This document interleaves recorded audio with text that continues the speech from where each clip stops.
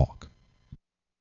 Joshua Lane, member of the board of directors of Dr. Ann Wigmore's Hippocrates Health Institute, Josh Lane was part of the Dr. Ann Wigmore team that brought wheatgrass, sprouts, and raw foods to a worldwide audience.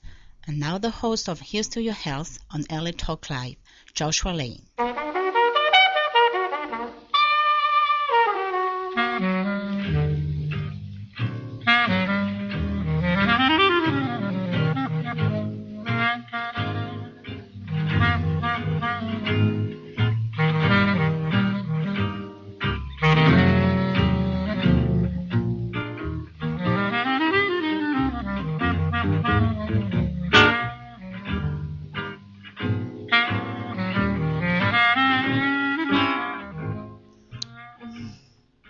We're back.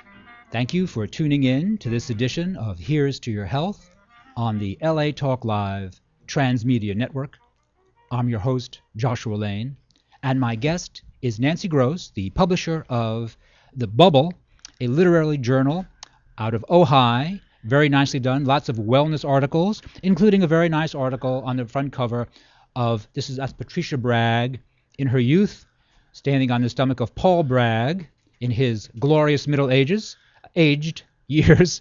And Nancy Gross, welcome to Here's to Your Health. Hi, thank you so much, Joshua. Nice to be here. Thank you. Nice to have you here. Thank you. And in case people say literary magazine Bragg, it's also feature journalism. So it's a feature journalism as well as literature combined. Right. And a nice combination. Having read some of the issues, nicely written, fresh material, progressive, which is why you're here on the wellness. And so how did you bump into Patricia Bragg? It's interesting. I actually, that's a bit of a story. There's a KEYT is the TV station out of Santa Barbara, and the senior reporter for KEYT, John Palminteri, was actually, I had an article by him in the prior issue of the magazine. Mm-hmm. And so it's kind of a roundabout thing. He had introduced me to someone named Michael Bowker, who he was suggesting might be interested in investing in my magazine. You know, I was talking money. We're talking money. For sure, money. And Michael, it turns out, as we had a coffee together, it turns out Michael is the representative for the cookbooks for the Bragg line. And so he had just come back from the New York Book Show a year ago. So that would be, I think, a year ago, because there was just, the show's happening right now, I believe, the LA Yes, Book I think so. Yes, New York Book Expo or whatever it is. So, and then, so we met and we just talked about my magazine, but I had it all of a sudden I was thinking, I need a food element in my magazine. And so I frequently try to have a food element. And so I kind of contacted him to see if maybe Bragg would do some kind of advertorial or something. Sure. Anyway, they took the back cover of this issue, which was, so they only did the back cover for that one, and then this one we just decided to do a whole feature, Patricia and Paul, some vintage shots. This shot actually was in People magazine in August 1975. So that's when this was 70. I that's thought when it was this was earlier. taken. Yeah. Okay, 75. Okay, I thought it was early. Okay. Yeah, but they've been around longer, and so I just thought it would be a fun way a different way. Often when you see them featured, it's you don't get the vintage shots as much. I mean, actually they do. They put them a lot in their brochures and things, but I thought having it as a cover, because often Patricia will be on the cover full regalia with her pinks, which I love. You know, she's adorable. And there she is right there. Mm-hmm. I just thought something different, since it's a literary magazine. Something what people like about this cover is it's sort of just, it's kind of intriguing. Like, why is that woman standing on her on the stomach? And some people know immediately who they are, mm-hmm. and others just kind of go, just wellness guys of a different era. Exactly. That's right. Yeah. And I had Patricia on the show. She called in from home in Santa Barbara, and she's now, must be 83 now. She was 82 last year when I had her on. And Patricia Bragg has had a lot of influence in wellness. She has. Really has. At a time when women had less influence in general, she had influence. Paul, of course, certainly had influence. Right. But Patricia had influence, and now she still runs the Bragg Enterprises, which I was told people are constantly organizations are trying to buy, and they keep it's theirs. They run themselves. Privately owned. And she continues to run that, and they continue to have influence, and it's impressive. I was very pleased to have her on the show, and she has had a lot of accomplishment, and she gave a very nice, fun interview. Yeah, they were very gracious when I went out to the Bragg, the headquarters, which is in Winchester Canyon, which is at the very far end of Santa Barbara, I see. far north, and just a beautiful spot, a kind of windswept country charm.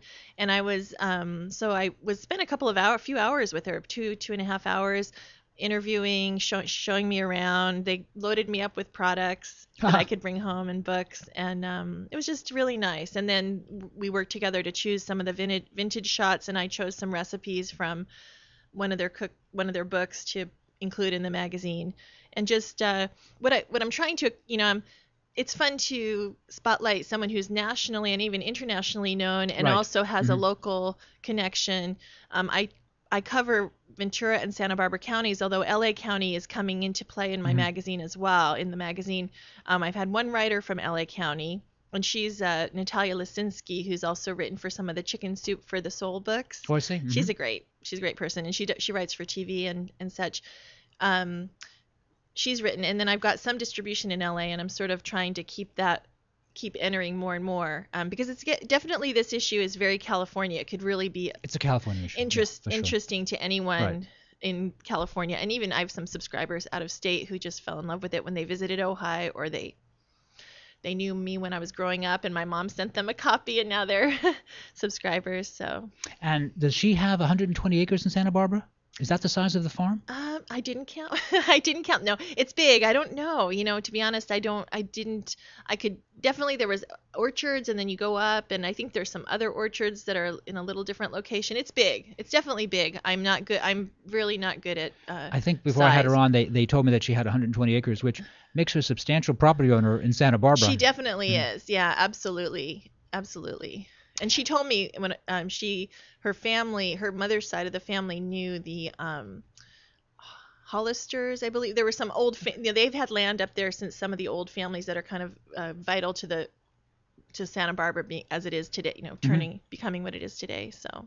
Yeah, Hollister actually is a name I think I do know. Yeah. They've been around for a long time. Right. In Santa Barbara. And also, you had another cute article in the Bragg issue about avocados. Yeah. Is that a local lady in Ojai with those? She's actually not in Ojai. She's in Moorpark, California. But one of the writers I work with in Ojai had seen her. I think had seen her displays at a different fair in the area. I'm not sure, a county fair or something, and had tasted something. She has avocado tea made from only certain of the avocados. Leaves, I think, and other ones are toxic, so it's spelled out in the article. Okay. But and so Nancy, her name is Nancy. Why is my name going? I'm Nancy, but my writer's name just blanked out. I just blanked on it, but I will find it. She wrote about Brenda Cusick, who's the avocado diva. And it's my daughter, who just got a degree in environmental studies from San Francisco State, when I sent this to her, that was the article she liked the most, because she's into organic farming and kind of organic foods, and she loved the avocado article. You learn about a lot of the different different varieties. Yes. Avocados are great, and I thought the article was amusing, and I learned a lot about avocados. I just had no idea. It's funny. This is my profession, my favorite subject. And the article about avocados, I thought, oh my goodness, I didn't really know any of that at all. Right. It was very, very cute, really. The writer had written about bridge games in the past. In this issue, I want to find her name, because I feel for some reason I'm like Nan Ritter. Her name's Nan Ritter. Okay, sorry, great. Nan.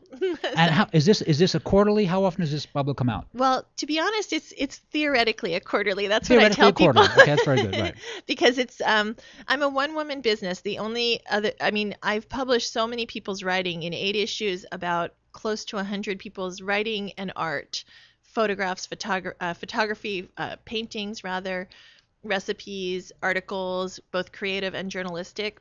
But aside from the cover design, which a guy named Jeffrey Blake Palmer does, I'm doing everything. Sure. I'm laying it all out. I'm selling ads. I handle most of the distribution. Newsways Distributing also works with me for some distribution, but most of it is my own, like 45 consignment shops that I've handled, and some high-end grocery stores like Bristol Farms chain. There's one in Santa Barbara called Lazy Acres that's part of the Bristol Farms chain. Very nice shop. Very nice shop. Yes. So so it's been kind of like I'm pedaling uphill on my always, own. always, for sure, always, right. But so I hope to get it into being more quarterly, very on people who subscribe. They're going to get 4 issues, but sometimes it takes longer than quarterly. So sometimes it takes 2 years. Is that it? Yeah, to get 4. Sometimes it No takes problem. 2 years. But the woman I just brought on someone who's starting to sell ads, and we're looking at some new possibilities for distribution as well to get more of them out there. And do you have an organic overtone to the magazine? I kind of noticed that it's kind of a wellness overtone. It kind of is. I think it's living in California for one, and then specifically Ojai. It's really in my blood. I believe in healthy living on every level. So we have articles that have to do with psychological wellness, some that have to do with health, some that have to do with the wellness of the planet.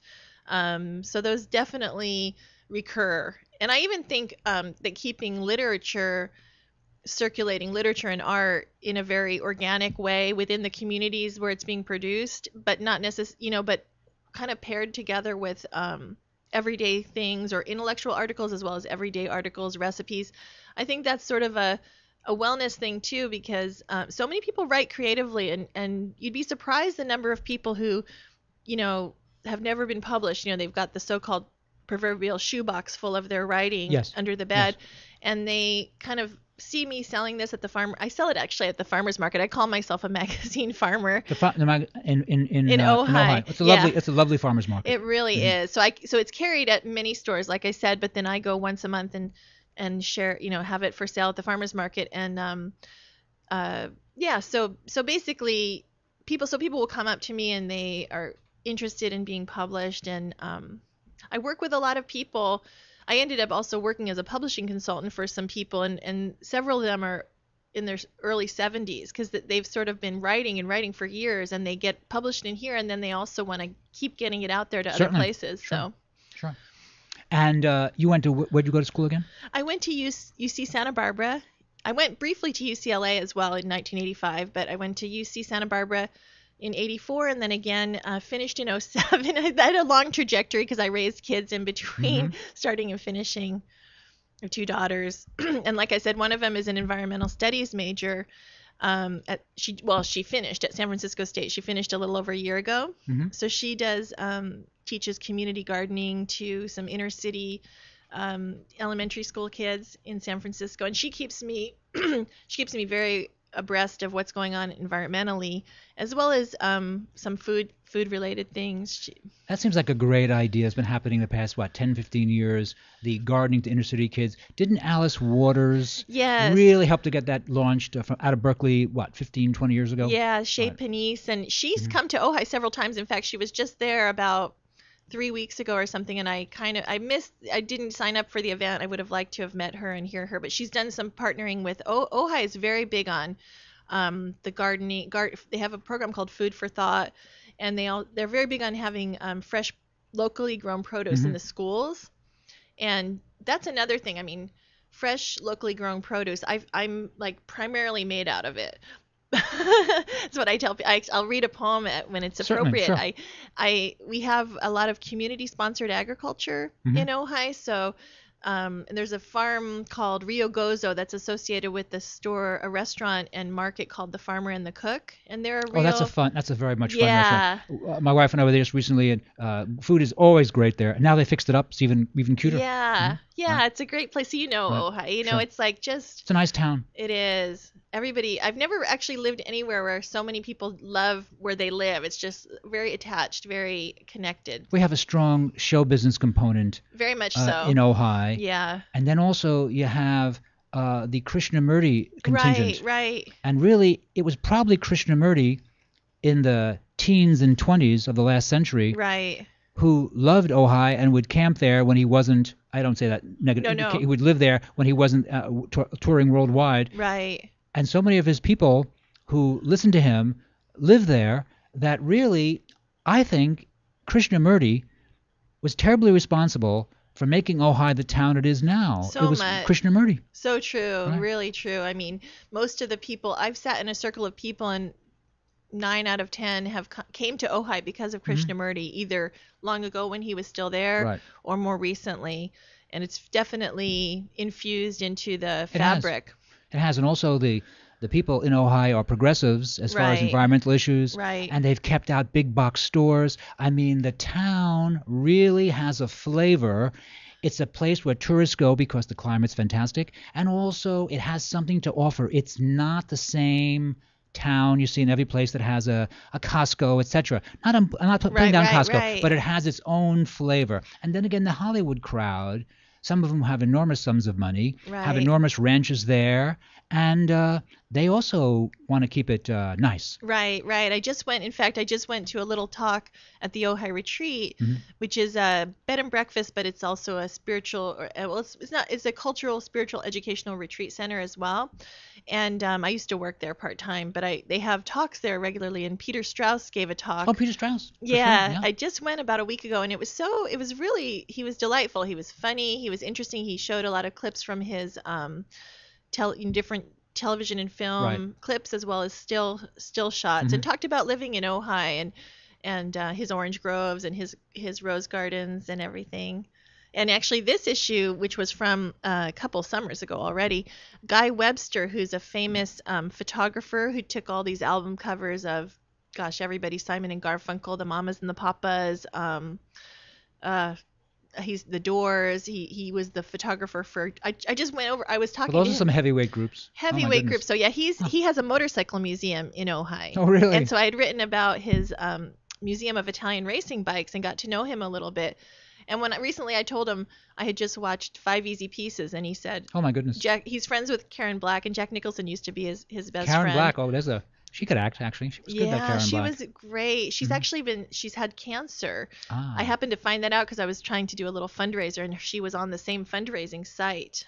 So she's been getting treatment for cancer, but Well, I she hope she doesn't. does She doesn't. better. Yeah, I know, but Yeah, she was in Easy Rider. That kind Yeah. of. I think actually that supposedly she was embarrassed by the film before it became a monster international hit, and she didn't want to be listed on a credit. She just thought, oh, this was a wreck. Right. But no, it turned out to be great, and it actually kind of made her career. yeah, and she was in. I just found out. I mean, I just saw the new Gatsby, and then I had watched the Gatsby with Robert Redford and Mia Farrow, and she played Myrtle in that version. She played Myrtle, which is Tom Buchanan's mistress. Right. Yeah. So No, she's an amazing actress. She worked a lot. Yeah. Yeah. I saw her once in Eugene Ionesco's Rhinoceros, Oh wow. which actually on film, not in theater. Right. And she was actually very good in it. The whole production was actually very good. I remember learning about him, and I studied French. I speak French, actually. I studied French in school, and he's one of the surrealist, I think, French playwrights, or I think so. I'm not I exactly think sure. so. I'm not exactly sure. I think so. Let me do a station identification. Sure.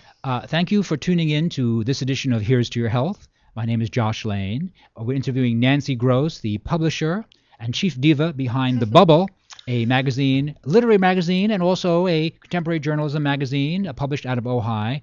Nancy, you want to read us one of your poems? Yeah, I do. Sure. And also, can I say the Bubble's website? Go ahead, please. Okay. Don't go there yet. Just stay on the show right now. But it's www.theohaibubble.com. And Ojai is spelled Ojai. Thank you. Okay, Thanks. go ahead. And this poem is about what? Well, this poem really comes from this huge appreciation for my CSA basket, community-sponsored agriculture basket, that for a while I was in a bit of a rough patch, and I was actually the farmer and the cook. They were giving me free vegetables for quite a while to kind of help me through. That was very nice of them. Very nice. And so I wrote this poem to talk about that. Okay. So it's called Green Love. The basket is definitely half full. Fuller, really. It's actually full to bursting. Fuller, really, I tell people. I'm 80% greens. A good green-blooded Ojai girl with carrots for fingers, corn for toes. That's in the summer, the corn, the tomatoes. But I'm all for the squash, the turnips, the beets, the winter greens that align me head to feet. I crave them every day. They fill out my form, give me garden lips for kissing. I've uncovered apples in my basket with unassuming cheeks, smiling persimmons, garlic lolling fragrant behind the dandelion leaves. Do you know that beet greens sautéed in olive oil just so become as hearty and succulent as meat? I've filled my kitchen with cherry peppers popping hot and bright. I smell them flavoring potatoes crisping, and I'm all right as an eggplant, shiny, plump, and bright. Whatever is up at any given time, I'll take it from the earth and sun, till I'm a human vitamin, ready for all this love and then some. Nancy, that was very, very nice. Good Thank for you. you. That was very nice. I was a poet long before I was a journalist, actually. Good for you. That's actually good. Good work. I think actually it's good work. Thank you Oh, so my goodness. much. I think it's going to be published in Edible Ojai, which is a food-based magazine. Yes. You know Edible Edible Ojai? Ojai. Very nice publication. Yeah. Yes, very nice. They had published another one of my poems about making pie, actually. Making pie out of some olala berries that I found growing along the fence outside the Ojai School of Massage. So there's a little Ojai vignette for you. Uh-huh. I mean, What kind of berries? They're called olala berries. They're sort of like blackberries and boysenberries, but a little different. Oh, I see. They grow a lot. I know there's actually a restaurant up in Pescadero that has this famous olala berry pie. I've seen that on the Food Network, but actually I went by and had it, so it's good. Wow. Yeah. That sounds very cool. And what other article are you particularly proud of in one of your issues that you want to mention to us? Oh my goodness, there's so many good ones, but one that I'd like to mention, I had mentioned Natalia Lazinski, who is this will actually kind of tie into two different articles. Natalia has written for, like I said, some of the Chicken Soup for the Soul. She's a writer for TV. Right. But she had attended what's called Ojai Word Fest, which is a celebration of words, ideas, and writing in Ojai. We had the third annual this April. And she wrote about we have a writer in Ojai named Susa Francina, who's a yoga teacher, Iyengar yoga, yes. and writer who's written some best-selling yoga books and things like that. Well, Natalia attended Susa's yoga and journaling workshop, which turned out to be more yoga than journaling. I mean, that was it was kind of the way it was meant to be, like the journaling comes through the yoga. And she had never done yoga before. So this great article I wrote here, Yoga in My Jeans, as the way she was in her jeans. It was a rainy day and she went in there and did yoga for the very first time with Susa. And then Susa's I have an excerpt in another issue from her Fishing on Facebook, which is sort of this dating saga mediated and started on Facebook and mediated by Facebook that becomes this kind of complicated thing that so many women have gone through with the come here, go away kind of energy. And it's just really fresh because she includes... Is that a gender issue? I'm not sure it's a gender issue, but okay. Not necessarily, actually. It's really... Yeah, thanks for that. No problem. No problem. Not necessarily. Just that maybe women just talk about it more when they're burned. Maybe. I'm not sure what men do, but I think the men talk about it as well. But yes, I guess certainly that's a contemporary article now, the whole dating thing on the internet or whatever. Right. And I appreciate you bringing the balance to it because it is important to see both. I think, and even Susa, what people really loved about her writing in the whole book, Fishing on Facebook, is that she is very balanced and respectful, even when she's showing this person who does kind of have a double life and he's a little misleading to her. She's not a bitter person, and she's kind of looking at her own inner processes of what makes her get hooked in, Right. So. Yeah, these are important issues for sure. And I certainly recognize them as such. I have no answers whatsoever, but I recognize them. Nancy Gross, how do we get in contact with you once again to read and subscribe to The Bubble? Sure. It's theojaibubble.com. So TheOjaiBubble.com.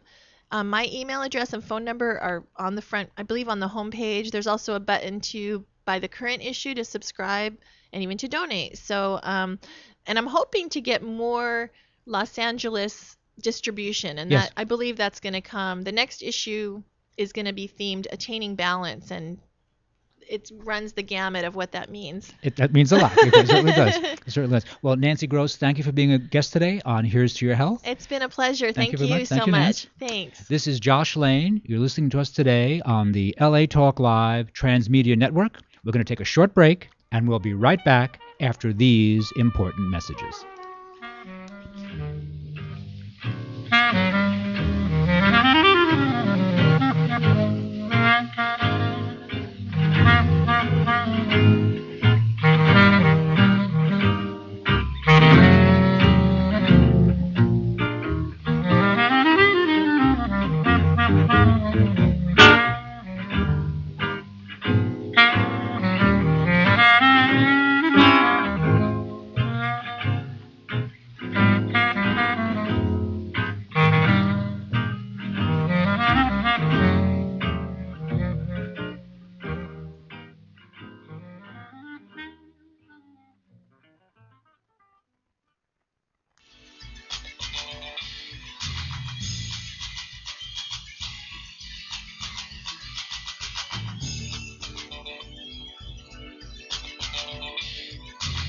Hey, shout us out. What's the count? I'm your host, Ferran Dozier. I'm inviting you to join me on WDC Radio every Monday at 11 a.m. Pacific Standard Time as we discuss community topics around health, sports, and entertainment. So don't forget to shout us out. What's the count? On WDC Radio, only on latalklive.com. You can also catch us on iTunes Radio, R&B, or watch us on Ustream.tv. Reality radio, handcrafted for your listening pleasure. This is LA Talk Live, and we're more than just talk. What's the count?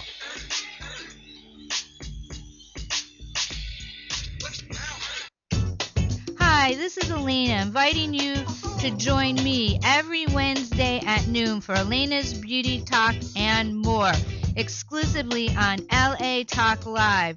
You can also catch us on iTunes Radio, R&B, or watch us on Ustream.tv. Reality radio, handcrafted for your listening pleasure. This is LA Talk Live, and we are more than just talk. Hi, this is Starlet Quarles, and I'm inviting you to join us every Wednesday from 5 to 6 p.m. for a new show right here on LA Talk Live, The Dialogue, Real Talk, Real People. Join us as we discuss the topics that are relevant to today's generational leaders. So don't forget to tune in to The Dialogue, Real Talk, Real People, every Wednesday from 5 to 6 p.m. right here on latalklive.com. You can also catch us on iTunes Radio R&B, Live 365, Radio Flag, and now Stitcher Radio. Or watch and listen directly at latalklive.com. Reality radio, handcrafted for your listening pleasure. This is LA Talk Live, and we are more than just talk. Joshua Lane, member of the board of directors of Dr. Ann Wigmore's Hippocrates Health Institute, Josh Lane was part of the Dr. Ann Wigmore team that brought wheatgrass, sprouts, and raw foods to a worldwide audience. And now the host of Here's to Your Health on LA Talk Live, Joshua Lane.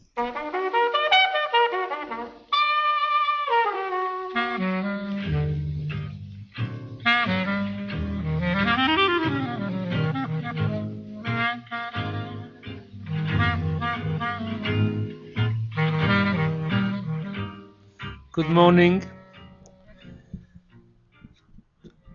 Is your mic okay? My mic is excellent. A lot of times I like to grab it and hold on to it, but we're good to go. Okay, good. Nice to meet you. Nice Good to meet morning. you too, big Franco, Columbu. And you are? I am Brady Poppinga. Braddy. You in great shape. Look at this. Most people who do sports, they gain weight, they get a big belly. Look at this. Show me the arm. Look. Here you go. There It's we not go. a Franco Columbu, but it's Brady Poppinga. And it's good enough, right? So, Brady, here the most important thing, obviously, is health. Yes. And when you're healthy and you look good, young and strong and healthy, and obviously it's important two things. One is the training, Yes. and the other one is obviously the environment around you, and the eating habits, Yes. food. How much protein you eat per day? You know, I really try to intake, Franco, about 1 gram of protein per pound of my body weight. So I weigh about 250 pounds. So I like to take, on average about 215 to 260 grams of protein a day. But that's how I build my meals. When I'm thinking of a meal I'm going to eat or anything I'm going to consume, I'm always basing it off of the foundation of a lean protein, whether that's whey protein, whether that's fish, turkey, ham, lamb, all those good kind of lean proteins, or even beef at times. I like to do that at least once a week. Yes. Just to get a variety of You know what proteins. is very interesting? Actually, in the books, in education, when I did my chiropractic in the medical books, the essential is 1 gram of protein per kilogram of body weight. That's the normal thing. Per kilogram? Yes. So I'm over consuming protein is what you're telling me, Franco. Your protein could be a little high. Yeah, I think you're right, because I'm going off of pounds, not kilograms. Yeah, it goes by kilogram. In other words, but here's how it goes. You weigh 250, say, divided by 2 in kilo will be you weigh, let's say, 110 kilos or 120, and 115, between 115 and 120. Yeah, he's got the 2.2. So Yeah. to kilograms stay per pound. normal and train normal and stay with the same body weight, you will need that much protein per kilogram. Let's say you have 115 grams of protein to maintain yourself. Now, if you want to get more muscles, you do need to increase a small percent of protein above that. Oh, okay. In other words, let's say you want to get 5-10 pounds of more muscle, then you increase 25 grams of protein Ooh. per day above that, and then you have to train in order to get more muscle. That's how it works. So get it. if you eat too much protein, then the body has to throw some protein out of the system. That's probably what's happening to me right now, Franco.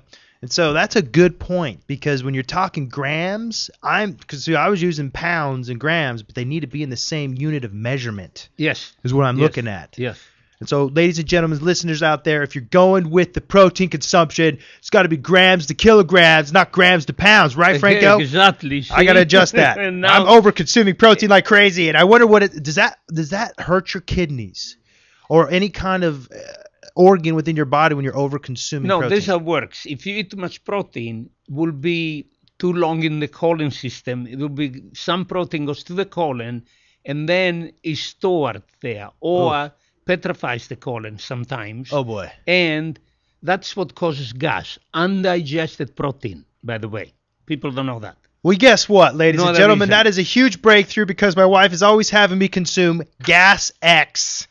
Maybe it's not the Gas X the solution. It's the overconsumption of protein. Franco, I'm going to tell my wife about this, and I think she's going to be very happy, Oh, she will be instantly giving you less food. because That will be your exactly. next complaint. I think she's going to be giving me less protein.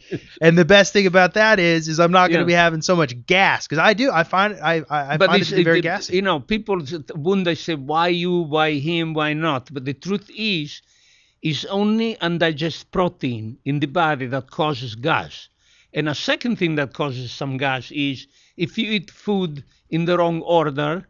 Let's say when you're really hungry, the stomach is has hydrochloric acid there waiting to break down the protein you're going to eat. But instead, you eat, let's say, a lot fruit and salad without protein. That could be mixing with the hydrochloric acid, and that ferments it and creates gas. Ooh. So that's the wrong order, for example. So you want to always, which I'm doing now, you want to build your meals around nice lean proteins, right? So that eliminates the fermenting if you're just going to go with the vegetable or the fruit, right? When you're hungry, actually, you should eat protein first and not salad first. So you don't mix it all together. You can mix it together. Oh, you can. Together is fine too, but you don't eat a plate of salad before. Wait a while and then eat the protein, because the salad gets mixed with hydrochloric acid, might cause beginning of fermentation, and then the protein doesn't have enough hydrochloric acid to digest the protein, and you know what happens then? People feel bloated. Yeah. You feel a little bloated. So wonder why I'm bloated. I ate good food. The wrong order can be a problem. Interesting. And people who train like you in great shape to keep the muscles, and me, you have to make sure that the protein you eat is broken down, brought, digested, and brought over to the muscles. Then that's it. That's how it works. You don't just eat and then hopefully goes to the muscle. As an order, so you eat it, you break it down with the hydrochloric acid, you digest it, then you train to pull it to the muscle. The muscle actually, when you train, attracts the amino acid. Oh, okay. And then in the body, in the muscle tissue, 1/3 in the liver and 2/3 in the muscle, that's where you store the glycogen when you go to the gym that give a lot of energy to train. And that comes from the form of carbohydrates, correct? Yeah. And what you were saying about your diet is an excellent diet. I can tell right away, because you mix the diet. You mix different meats, different fish, and different proteins. And that becomes very important. The quality of protein, the amount you eat. How many times you eat per day? I eat all throughout the day. So I'm going to have breakfast.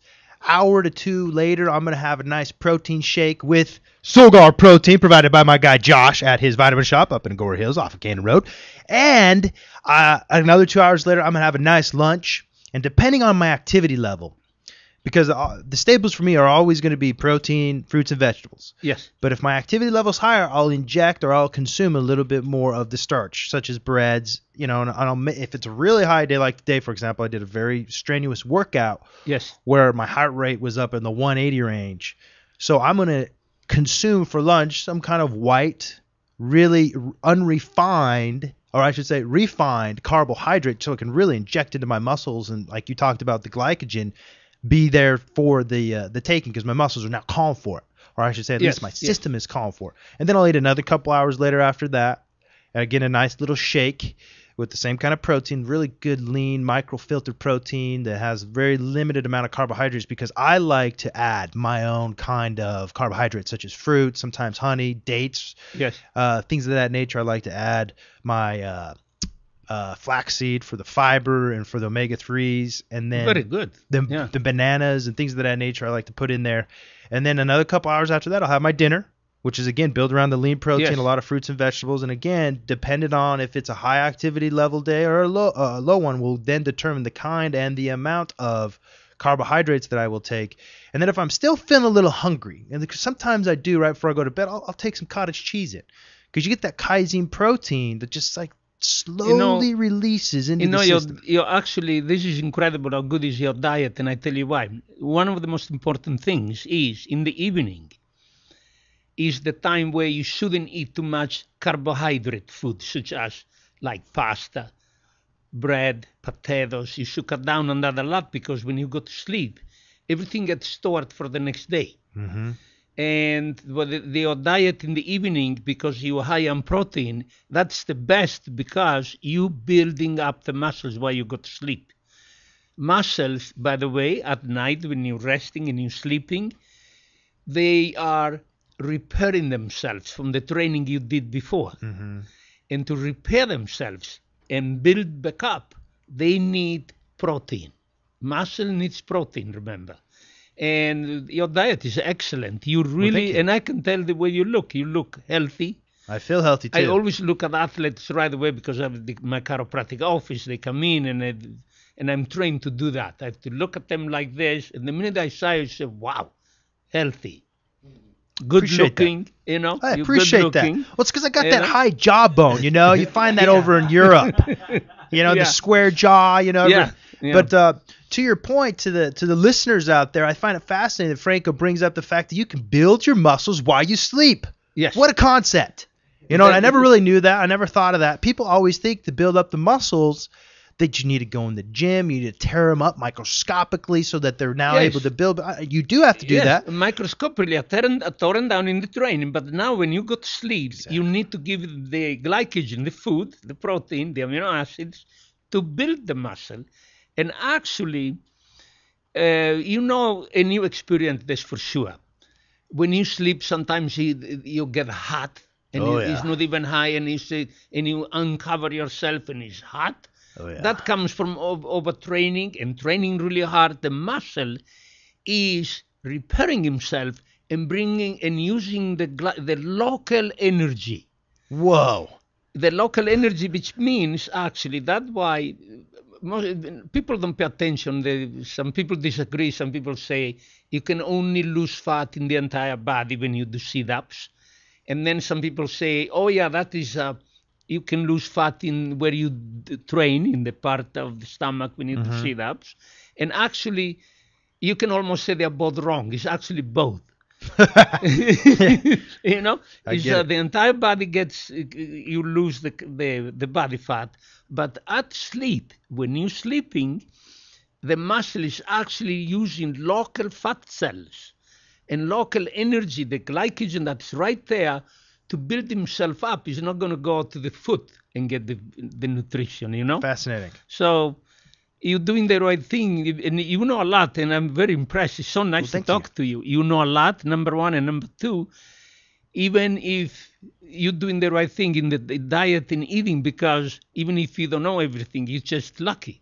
Oh, yeah. Well, a lot of my information, as a matter of fact, comes from my guy, Jossh, up at his vitamin shop off of Cannon Road called the Vitamin Center, because Jossh does a really good job at not only providing very healthy and great vitamin options, protein options. He has some groceries in his store, but then he's great at giving you information. Yes. And so having lived near him for the last 4 years, going into his vitamin shop is like almost going into a class on nutrition. And slowly, but and even sitting down with you right now, Franco, I'm learning more, especially with my protein intake, because I think because one thing I am going to do after this particular interview with you myself is I'm going to really regulate my protein intake a little bit better. And I think it's going to help with my gassy issues. And I think my wife's going to want to cuddle with me a little bit more at night is my point. She will maybe call me up and say, "Oh, thank you, Franco." Oh, no, trust me. I will call you up and thank you myself. Because it's going to create for a lot more fun with my wife. The first time I did the show here, when I was talking to Josh, he was like so honored regarding the nutrition and the health area. And that's why I love to do the show. It's the best to talk about health, and he knows about it. He knows so much about it, and he gets the stuff out of you to explain more and why you're doing it and this and that. And having people like you here is incredible. So healthy, and you're so on track regarding the diet, and that's why you live forever. Well, everybody has the time limit, unfortunately, but at least while you're living, you can live healthy and have energy. Because one thing that I do get asked a lot, because I'm not a guy who takes anything else. I don't take supplements other than protein. Yes. That's the only thing I do. Everything else is diet-based. So I'm not a steroid guy. I'm not an HGH guy. I'm not even a energy drink guy. Yes. But the question I'm always getting, Franco, and it's unbelievable, is, Brady, what are you on? Why do you have so much energy? Where is this coming from? And I'd say to them, I'm just high on life, man. But no, the reality is it's from eating a diet that's based on fruits and vegetables, but it's based on sound nutritional principles. And so to your point, we may not live forever because we all have an expiration date, and that's just the reality of our existence. But we live 40, 50 years longer. The body is meant to live between 120 and 150 years. Well, there you go. But while you're living, if you're eating a healthy diet, and you're nutritionally sound in the principles that you eat, you can enjoy your life so much more because you have less pain, more energy to go out and do those things that you love. And that's really what it's all about, in my opinion. But not only that you know about health and nutrition and food, but you're doing so many right things. One of them is you eat more times, because what is bad is to eat a big meal once a day, let's say, or too much at one time. The body loves it when you eat like 4 or 5 times a day instead of 1 or 2. Sure. Franco, sorry to interrupt you. Can I ask you a question? I like to do what I call a have fun night, and I do them two times a week. And they're basically where I do not follow my regular diet. And I like to just eat cookies and, the refined sugars of the world. I love to eat major carbohydrates, sometimes just really fatty meats. What's your take on those kind of nights? Do you like them? Do you not? What's your opinion on that? Yeah. Number one, if you already have some food and you have your protein, then that becomes secondary. Mm-hmm. That is okay. Number two, you will not eat too much of that because you already have your protein dinner. And also, when you don't do it on a daily basis, the body, to put something different, something new in the body once in a while, is actually always an improvement. And the sweet things you do, for example, honey is always good for you. Okay. Like if you find cookies with honey instead of, and some sugar, but, the synthetic sugars is more the problem. Like the high fructose corn syrup. Because the body knows how to break down and digest sugar, simple sugars, and any carbohydrate, honey of any kind, for example, or dates, But when you have a synthetic product, that's where the problem comes in because the body doesn't know what to do. And what does the body do with the synthetic? It's actually stored in the fat cells a lot. It just becomes some fat. Comes out, some fat cells. Remember, sometimes you see people who are not even that much fat, and then you do this, and you see looks like cellulite packets. Oh, yeah. Okay. That is, some of the synthetic products gets into the fat cells and create that. Wow. you know. So when they talk about eating natural foods, It will help. it's a huge thing. Even if you're Yeah. going with natural foods, but cookies and natural foods and Yes, cake, it's real food. far superior than going with Real something food synthetic. is real food. Fascinating. So you're fine with that. You're fine with having a little time to have like fun. for example, let's say you have a cookie here, and I look at your cookie. The first thing comes in my head is that cookie painted or not? Like the cookie has a nice color, is made the way it is, from bread, flour, corn, carbohydrates. Put some sugar in there, fine. But when you start seeing red and green and all these things, Oh, then the you dyes. have artificial coloring. That's what you have to watch. Okay. Yeah. Well, I like that because I ran into a guy when I played with the Green Bay Packers. He's a Yes. heck of a strength and conditioning coach / nutritionist. And one of his rules, because he is always good about teaching principles and then letting us as the players sort of just navigate our lives in accordance with those principles. So it gives us a little autonomy over these kinds of things. And he had a rule with nutrition where he says you eat to live, meaning you eat to be healthy and Yes. 80% of the time. But then you live to eat, meaning you have fun 20% of the time. And so what's your take on that in terms of a ratio of eating really healthy and strict and clean versus maybe having some fun? But the difference is very simple. Somebody who trains can do that with no problem. Mm-hmm. If somebody doesn't exercise, doesn't train at all, obviously will be a little bit of a problem. And that's why you can overcome that because you train so hard, And now when you're now playing and then you post competition, what do you do with training? You reduce the training or you keep training the same? Well, that's a good question. I'm going to adjust my training. And basically, I'm going to go with the same philosophy. My philosophy is simple. It's based off of three core pillars, as I like to say. One of them is stability, and so I like to train with stability. And that's basically saying, creating a strong core, which is where your belly button is down, your hip flexor area, around that area is really the foundation of your body. So you can keep your pelvic bone in a nice neutral position, your spine in a neutral position, and it's a nice strong axis for you to work around. And just by virtue of that stabilization, you get mobility in the hips and you get mobility in the shoulders. And then that leads to my second pillar, which is mobility. So I like to have strong mobility or good mobility in my hips and in my shoulders. And then finally, activation. I like to have my muscles activate in a sequential manner that is healthy and natural. And then once I establish that, then I start to implement movements that I do on a daily basis. And since I'm an athlete, I use competitive movements into my training. But when I transition out of my competition into a post-competition world, I'm going to look still at, okay, what kind of movements am I doing on a daily basis? Okay, I'm climbing stairs. Oh, okay, yeah, I'm picking up some boxes because my wife likes me to move things around, or I'm picking up children or whatever. And those movements will ultimately be what will be implemented into my training with the same three pillars. And so essentially what I'm doing is I'm doing functional movement training with those three pillars.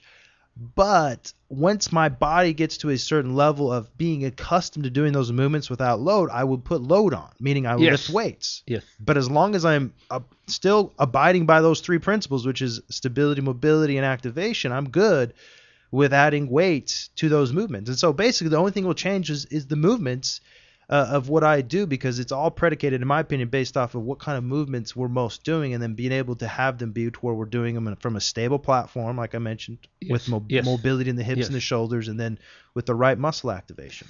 Because one of the experience in different sports, including football and in wrestling happens a lot, is when they stop competing, oh boy, they still eat the same amount.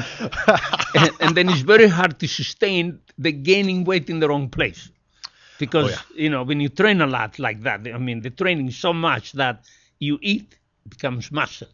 Now, when you cut down the training, you have to eat half almost. You have to eat less. So, but the way you know about nutrition, I think you will adapt that really good. And I've seen it, and I appreciate the compliment, but I've seen it where a lot of guys that are naturally just physically built.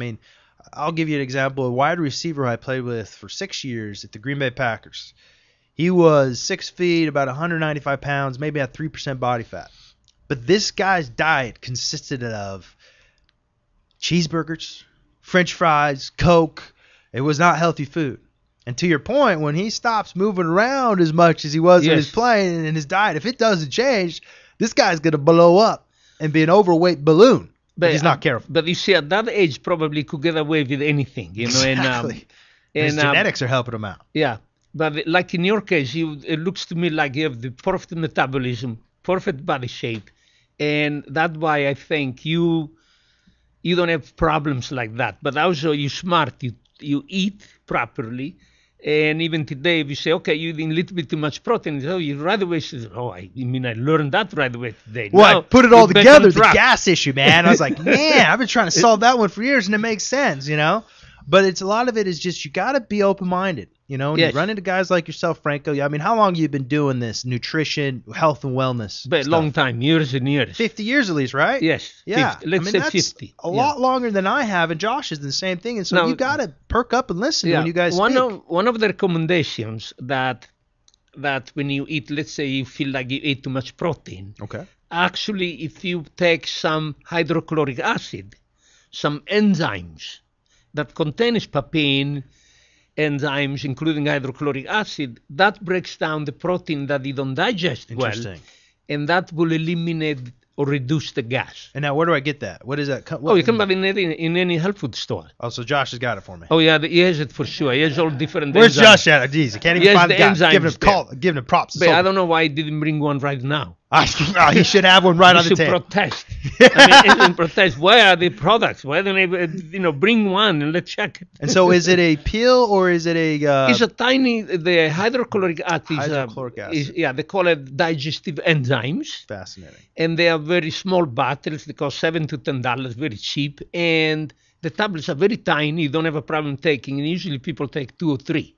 Like I recommend them to my patients, like if they get bloated. Sure. Or you went out to a restaurant, sometimes you get so bloated, you say, well, how come 3 hours later I'm still not digesting, I'm bloated? Sure. Then you can take 3 or 4, even 5 of these enzymes, and you get rid of that. And what it does is it makes it break down more the food. Fascinating. When it's broken down, then it's not undigesting the colon to create gas. And potentially colon cancer, right? Is that where a lot of times it comes from? By the way, yes. Colon cancer comes from petrification of protein in the colon, mainly. And so to avoid that, it's stuck hydrochloric in the wall acid of the colon, and it gets old protein there, and the body's trying to gas it out, actually.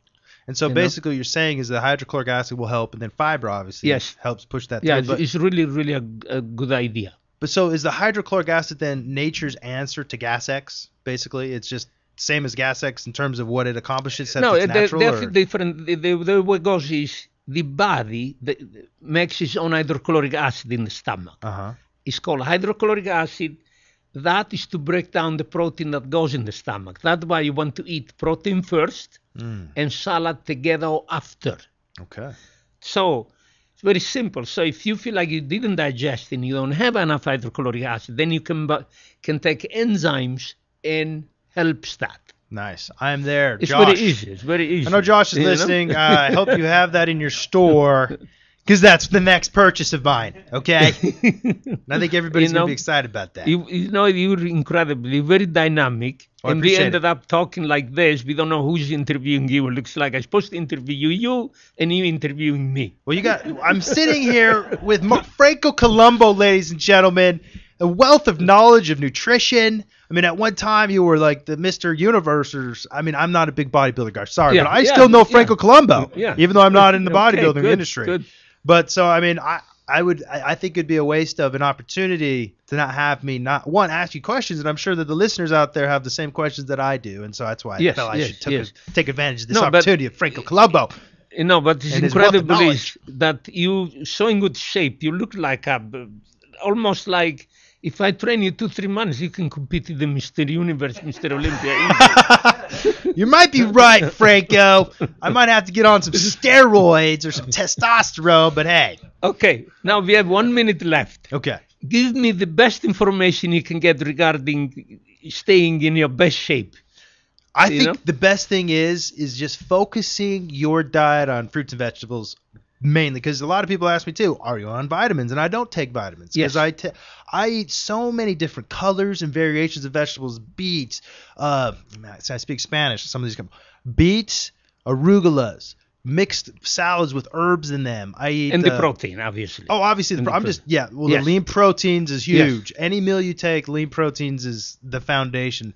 But I really think people have a hard time with the fruits and vegetables. And I think that's an area where I think in general in the culture we live in can really improve in eating our fruits and vegetables. Yeah, all different colors and all different kinds. The bell peppers, the cucumbers, the tomatoes, the basils, everything. Go Excellent. for it. And eat as much as you want of it, guys. I'm really impressed with you because you're really one of the most complete people who eat properly. Well, I appreciate it, Franco. That's a huge compliment coming from you, big guy.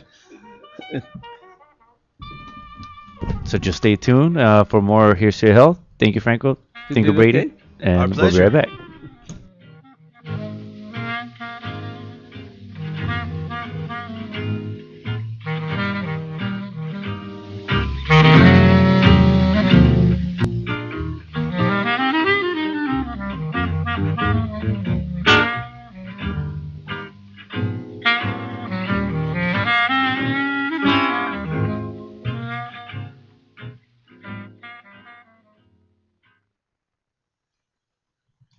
This is Brett Chapin. And this is Dorothy Dillingham Blue, inviting you to join us every Saturday at noon Pacific Standard Time for our show, La La Land Talk. Join us as we talk with some of the top talent in LA. Artists' untold stories, your phone calls, and live on-location broadcasts have made La La Land one of the best sources in LA for everything entertainment. So don't forget to tune in to La La Land Talk. Exclusively on latalklive.com. You can also catch us on iTunes Radio R&B, Live 365, Radio Flag, and now Stitcher Radio. Or watch and listen directly at latalklive.com. Saturdays at noon Pacific Time. Find us on Facebook at facebook.com/LaLaLandTalk, Twitter, twitter.com/LaLaLandTalk. Reality radio handcrafted for your listening pleasure. This is LA Talk Live. And we are more than just talk. I think we've got a Shakespeare monologue or two we could do. Yeah. Jazz hands. Kickball change. Good That's stuff. what I'm saying. Mm-hmm. I'll do some Pippin. Ooh, yeah. Some miming. I'm in a box. Hi, this is Julie Orlov, inviting you to join us every Friday at 2:30 p.m. Pacific Standard Time for our all-new show, Pathways to Love. Join us as we talk about love and relationships and how you can create the relationships you desire. So don't forget to tune in to Pathways to Love every Friday at 2:30 p.m. Pacific Standard Time, exclusively on latalklive.com. You can also catch us on iTunes Radio R&B, Live 365, Radio Flag, and now Stitcher Radio, or watch and listen directly at latalklive.com. Reality radio handcrafted for your listening pleasure. This is LA Talk Live, and we are more than just talk. Joshua Lane, member of the board of directors of Dr. Ann Wigmore's Hippocrates Health Institute, Josh Lane was part of the Dr. Ann Wigmore team that brought wheatgrass, sprouts, and raw foods to a worldwide audience. And now the host of Here's to Your Health on LA Talk Live, Joshua Lane.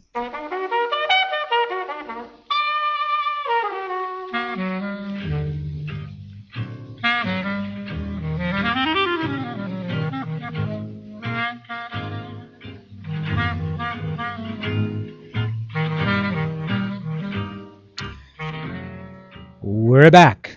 Thank you for tuning in to this edition of Here's to Your Health on the LA Talk Live Transmedia Network. I'm your host, Joshua Lane.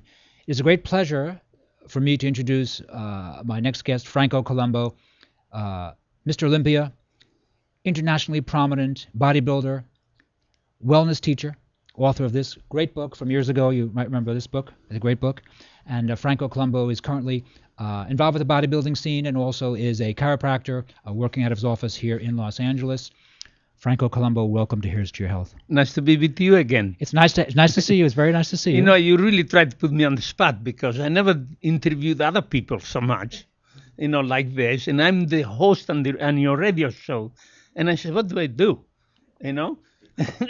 What do I do? What I say? Well, actually... And it worked out okay, I think. We ended up interviewing him, and he interviewed me. Well, that's good. And it's not easy because, like, for example, I've been on the chiropractic board for 6-7 years. Yes. In the state of California. And then this year I became the chair of the good for you. chiropractic board. I'll be nicer to you. I did not know. Okay. Oh, yeah. Good. Now, to be the chair means I run the meeting. Right. With all the board members and the personnel and this public. It's televised in, live. And I'm sitting there like this. I never interviewed before. I never run this meeting before. What do I do? And I got the people says, you want me to do this? You want me to do that? Why? You're supposed to say this, you're supposed to say that. And I'm like, I don't follow procedures 100%, but it works out. I'm sure it works out. And also, really, what you bring with you is your international reputation as a young man, as a bodybuilder, and now as a mature man, bodybuilding and wellness. And you bring that with you, so when you walk in a room, people think, oh my God, it's Franco Columbu. And that's nice. It's very nice. Yeah, maybe they forget the mistakes I make. You're right. Yeah, well, the mistakes must have been pretty small because no one really talks about the mistakes. They talk about, oh my God, look, it's Franco Columbu. What's next? Yeah, what we are doing. Yeah. Franco Columbu. Yeah. But I enjoyed speaking to him. He's like really very dynamic, and he takes care of his health. He's a clean liver. Eating, he's a clean liver. Brady's a clean liver. Yeah. It's incredible. Yeah, it's fun chatting with Brady. Whenever I do my no sugar ideas, Brady is right on board with that. No sugar is always what I always promote, and Brady likes that. Brady, being on the ball field, I mean, he's a real big guy, and other big guys are trying to knock him down and hurt him all the time. It's a difficult profession. But it looks like Brady's a guy you can tell he trains really hard. His muscles are like a rock. Yeah. And when somebody's like that, if he eats some sugar, it's okay. And also people think sugar is really bad for you. It's not. I tell you what it is. Sugar is if it's refined sugar, instead of being fructose like fruit sugar, becomes sucrose. And the difference is this. Sugar is not that bad for you. It does one thing. Makes you little hyper. Right. Too much sugar. That means some people might say, oh, good. Then I can, my metabolism goes up. Right. But there's one more thing that people don't consider, and that is the body craves sugar because it thinks B12 is there. But the B12 is removed in the refinement of sugar. Oh, I see. So when no B12 is there and the body thinks B12 there, what sugar does is when you eat sugar, you become deficient or low in B12. That's why to crave less sugar, you take B12 and then you crave less sugar. I did not know that. Yes, B12 will be, that's how it is. And the same applies to, like in the 30s and 40s when the crisis was in World War I and II in between, they found out that, and this is, I read it in the books in the history, that women used to scratch the walls of the calc of the wall and try to even lick it. And that was lack of calcium. Right. And that's how the body behaves. The body, when it's something in the low, it craves it. And that is what happened with sugar. You crave sugar because the brain knows that's supposed to be there B12, but it's not there, so you eat more sugar. So take B12 and you don't crave sugar as much. I find that B12, the sublinguals, are very popular in the natural food stores these days. People find that they just get energy almost instantaneously when they take B12. But you have to know with B vitamins that applies to all the Bs, that doesn't last long in the body. It actually lasts 4 to 6 hours in the body. So you can, is a water soluble, doesn't last long, but you don't have to keep taking every 6-8 hours B12 because you find it in the food, in many things, especially if you eat green vegetables have a lot of B12. Right. But the individual who's taken a lot of antibiotics, which turns out to be a lot of people, they have problems with absorption of B12 and all Bs. Is that correct? When you take antibiotics, the main problem is not only that. The main problem is that the stomach becomes like stiff, rigid. I don't know how to explain it well. Not that stiff and rigid, but you get the feeling of bloating. And that feeling is you digest less whatever is there. So when you take antibiotics, I will watch more what I eat. Like Right. you better go back, you better eat really good now, quality protein that's easy to digest, not as much. And during the antibiotic treatment, maybe it's a good idea to eat a little less. Because you were a champion bodybuilder at one time as a much younger man, and you must have consumed, did you consume 3,000 or 4,000 calories a day when you were competing? I never really counted the calories. You go more by feeling, and the feeling is very simple. Probably the amount of calories, the average is between 2,000 and 2,500. And the amount of calories really depends on how many hours you spend in the gym. But people don't know, you have to stabilize yourself in the mind and say, this is how many calories you burn per hour, no matter what kind of sport you're doing when you train hard. And that is not too much. It's actually between 550 to 650 grams calories an hour. So if you train 2 hours, you burn twice as much that. If you train 4, you burn almost 4 times that. Remember now, when you train more than 2 hours, you start slowing down. Right. So let's say the first 2 hours you burned 1,400 calories, 700 per hour. The third hour, when you slow down, you might burn only 600. Right. And the fourth hour, only 500. So that's why you have to watch sometimes what you eat, because if you, let's say at night, let's say you have a big steak, and then you have a cheesecake, or let's say a chocolate cake. We are talking about taking 2,000 to 3,000 calories at night. Right. And that is the problem. Right. The problem is that it takes you 3-4 hours to burn 2,000 calories, and then you can eat them in an hour. Right. you know? Right. This is very important. You need to say, wait a minute, my dinner should be over lean, or to time it differently. Before you go to the gym, an hour before, a half hour, or even longer, that's the time to eat carbohydrates. Like a nice plate of pasta is have carbohydrate and is protein in the pasta, by the way, protein and carbo, but that sustains you in the training. Now, if you eat that pasta at night before you go to sleep, you're not using it. Right. So that's the difference. It does matter what time you eat when, and there are many people in nutrition who they are experts in nutrition, and they claim it doesn't matter what time you eat, and it's only the total that counts. It's really not so. Yeah, right. Right. Because the carbohydrate stays in the stomach only 2 hours. It's digesting for 2, the protein for 4. That means if you digest the carbohydrates, now I go to the gym, I got all the energy. Right. And it's very interesting too that the carbohydrates, when you eat before some carbohydrate and then you go to the gym, in the gym, because you ate some carbohydrates, it launches you to a high level of energy, and then you're thriving through the training, now picking up more energy that was stored in the body, including fat cells, to continue the training. And when you were competing for the Mr. Olympia titles and winning the titles, did you train every other day? Was there a protocol that you followed? Because I remember Leroy Colbert, who is fully a decade older than you. He, I believe, used to train and rest a day, train and rest a day, and he said that was the way the men from his era trained. Is that what you did?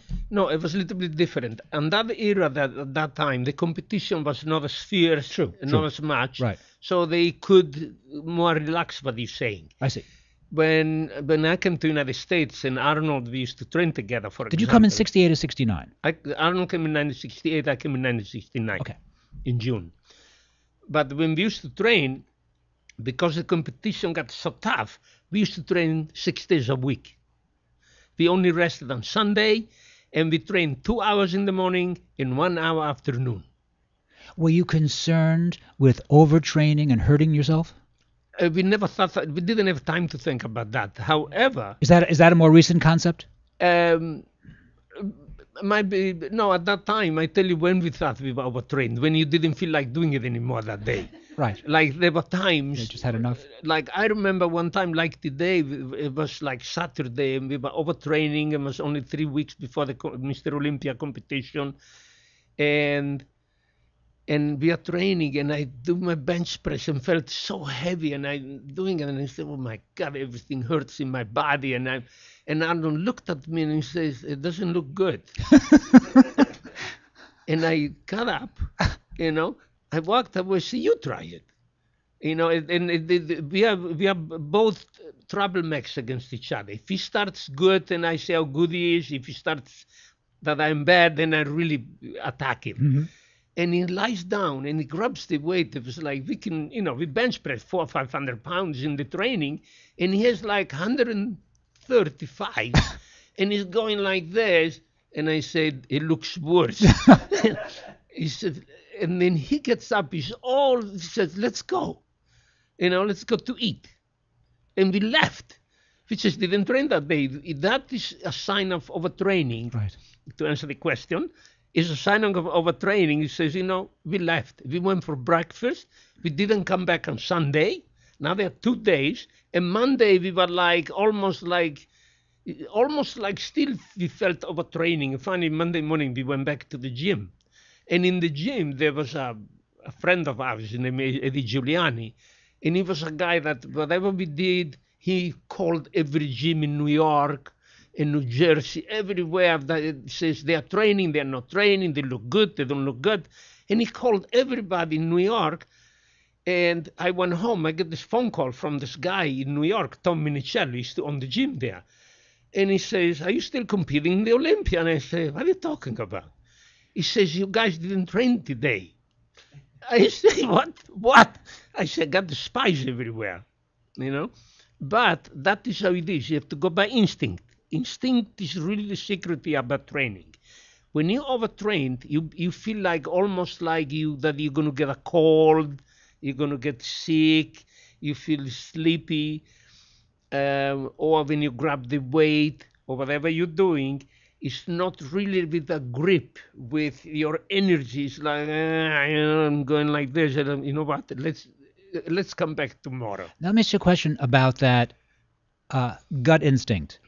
You have that. You seem to really have that as a healer, as an athlete. I'm not sure that everyone else actually has that. That is one of the little gifts that you have, in my opinion. Did you get that from your mom? You did tell me in a very nice story on the air last time that there was a horse in the village and the horse was laying down, and you were, 8 or 9 when this was going on? Yes. And your mom was pressing the horse, and the horse got up, and the horse was fine. That must have been a very pleasant memory about your mom. I mean, look what your mom did. Look what she accomplished. Yes. Do you have that? Did you get that from your mom? Yeah, I think the healing ability, some people have it more than others. Some people do, right. But also you evolve it, you grow it throughout your life when you start young. And that healing ability, your instinct becomes stronger. And the instinct drives you to understand your body. If you overtrained, or if you don't feel good, I'm going to rest now, or somebody else doesn't feel good, you want the instinct that, but is you okay? What did you do? And you say, I'm stressed out, I'm not eating right today, I was on the plane, I ate bad food. So now you get back down to earth, and that makes you aware, because we talked about this. And then you think back, he says, yeah, my instinct tells me today I should not go to the gym. And instinct really guides your life. Yes. And the healing, there are 2 ways of healing. You heal people, but also you can heal yourself by retrieving yourself to guide yourself that today, instead of going to the gym, you do something else. Today you eat a little less. You adapt everything. Was your mom proud of you as an international bodybuilder? Did she encourage you when you were younger? You were a boxer first, were you not? Yes. And then you decided that really just wasn't, you just didn't feel like getting punched in the face all the time by other guys? But, throughout life, you begin to arrange your life what's good for you. Right. Eventually. And when I was 16, 17, I started boxing in Sardinia. And I went to the city. I boxed my first time, for example. I win by knockout in 1 minute and a half. Oh, that's nice. It's all on the radio. and I'm on the bus going home, and when they're going to greet me, they are this, and they're going to say that. And then the only problem was I looked in the mirror in the bus, and I had a black eye, and I couldn't remember him even touching me, but he must got his thumb, or he punched me in the eye, and I had a black eye, totally black underneath here. And then I said, but I won, a kid, Mr. Positive, I won. Right. I go home, and my mother, when saw the black eye, got all the people together, all the old ladies, says, and she starts pulling her hair. Like this, she had to grab the eye. He said, look what my son is doing. He's going to punch people, and he got a black eye. And we are poor, and he is not eating. We cannot eat a lot of meat and become a champion in boxing. He has to work, and he's doing this. And everybody's against me. I say, I won. They didn't even pay attention to that. It meant nothing that I won. It was like, oh my God, look how primitive is society. Wait, so your relatives, because of the influence, so you dropped it. That was it. That was a bad thing. No, I continued boxing. Then I went to Germany. I did very well. I was boxing, becoming champion of the amateur. But as time went by, you become wise, and you start thinking maybe they were, after all, that might help you. Insights is embedded in there. And then I say, every time I box, I win. I'm really good. And I still get hit in the face. Still hurts over here and hurts over there. Aches and pains, they never stopped. Right. And then I say, it might be time, to switch sports. And then I switched on powerlifting, on weightlifting. I did so well right away and so strong that I had no time to think back and go back boxing. I saw one of your videos in which you put these hand grips on, and you're in some small town somewhere, and you pick up a back of a car, and you pick up the back of a car. And I thought to myself, oh my God, you just picked up the back of a car. I mean, where was that video that I saw, you picking up the back of a car? Several different times, but one time I did it in New York on a car, and I actually moved it down the street. I was walking down the street with the car up in the air, but originally the most dispersed video is pumping iron. I lifted the car. They came to Sardinia, to my town, to film, and then we got stuck. The car got stuck. People parked behind and in the front. They couldn't move the car. That must be the one I saw. So I lifted the car and pulled it out. Yes, I saw that. And as I'm pulling it out, my father, he instead of being surprised, he's just standing there with his hands behind his back, looking. I say, yeah. It says he lifts the car. It says pull it out, then we can go. Like it was nothing. It's like, yeah, he lifts the car. Oh, yeah, he moves it. Yeah, the car is in the way. He just lifts it up and moves it. And I even thought after that, I said, maybe I can surprise him because my father had a horse. I say, I used to think maybe I should go under the belly of the horse and put it on my shoulders and walk the horse down the street. See if that maybe surprises him, Did you ever do that? No, I never did that. I tried with a donkey one time. But donkey, you can't tell what they're going to do, though, can you? They would kick you or something, couldn't they? They would go underneath, lift it up. Once it's in the air, he kicks like this away from your head, and they just drop it. Well, actually, so your dad really just had no doubt that you could do it. That was it. Your dad, he didn't doubt you at all. Well, that's lovely, isn't it? Oh, my goodness. It gets better than that. When I started doing bodybuilding and boxing, to him, it's like, you should work, you should get a job. Oh, right, okay. Don't do what you're doing. I got you. Now, when I become a champion, he doesn't know what I'm winning. I said, it's Mr. Universe, it's Mr. Olympia. To him, is a champion of some kind. Right. And it's like, oh, yeah, he's the champion, so he's lifting the car is nothing. It's like, okay. You don't get appreciated that way. Right. Yeah, sometimes, in retrospect, our parents, we go in a different direction from them, and they don't necessarily get it. They don't get it at first. They get it later. Now, for example, I remember my father really telling the story. I hope I didn't tell you the story last time. No, you didn't. And my father is sitting arguing with his friend who has 5 boys. Mm-hmm. And his friend, they're drinking wine, and I'm sitting like the next table with another friend of mine, and they're arguing, and look, obviously they're fighting. These 2 guys looks like they're and he will tell my father, you're really lazy. You're one of the laziest guys that I ever met. You got 3 girls, 3 daughters, Then you only have 1 boy. You're lazy. I have 5. Oh, my goodness. And I'm looking at my father. I said, this is a good one. Now I want to see how will he answer that. And he thought about it, and he drinks his wine. He looks up to him and says, yeah. He says, you have 5 boys. He says, 2 are doing nothing home. 1 is a servant in the sheep.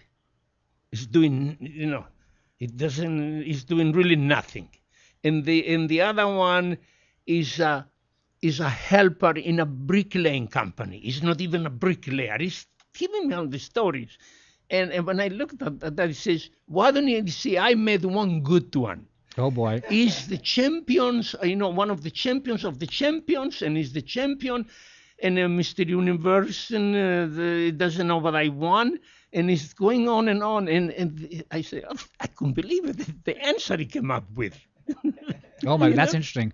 It's interesting what our parents think, how they see us and how differently. After all, we come from them, and we're a lot like them, but we're really not them. We really are not them. Yeah, because they want to see somewhere you did some kind of success. Then they think they are the ones who told you to do it. Right.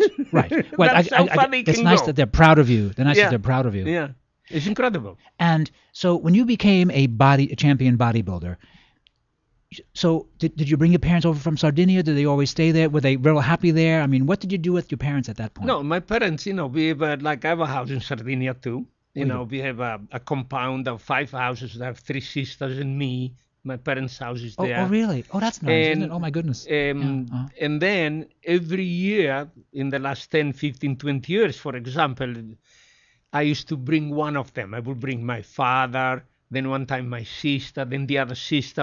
Every year or 2, I would bring one of them to America, and then I would take them around, and tour them around. That was the routine.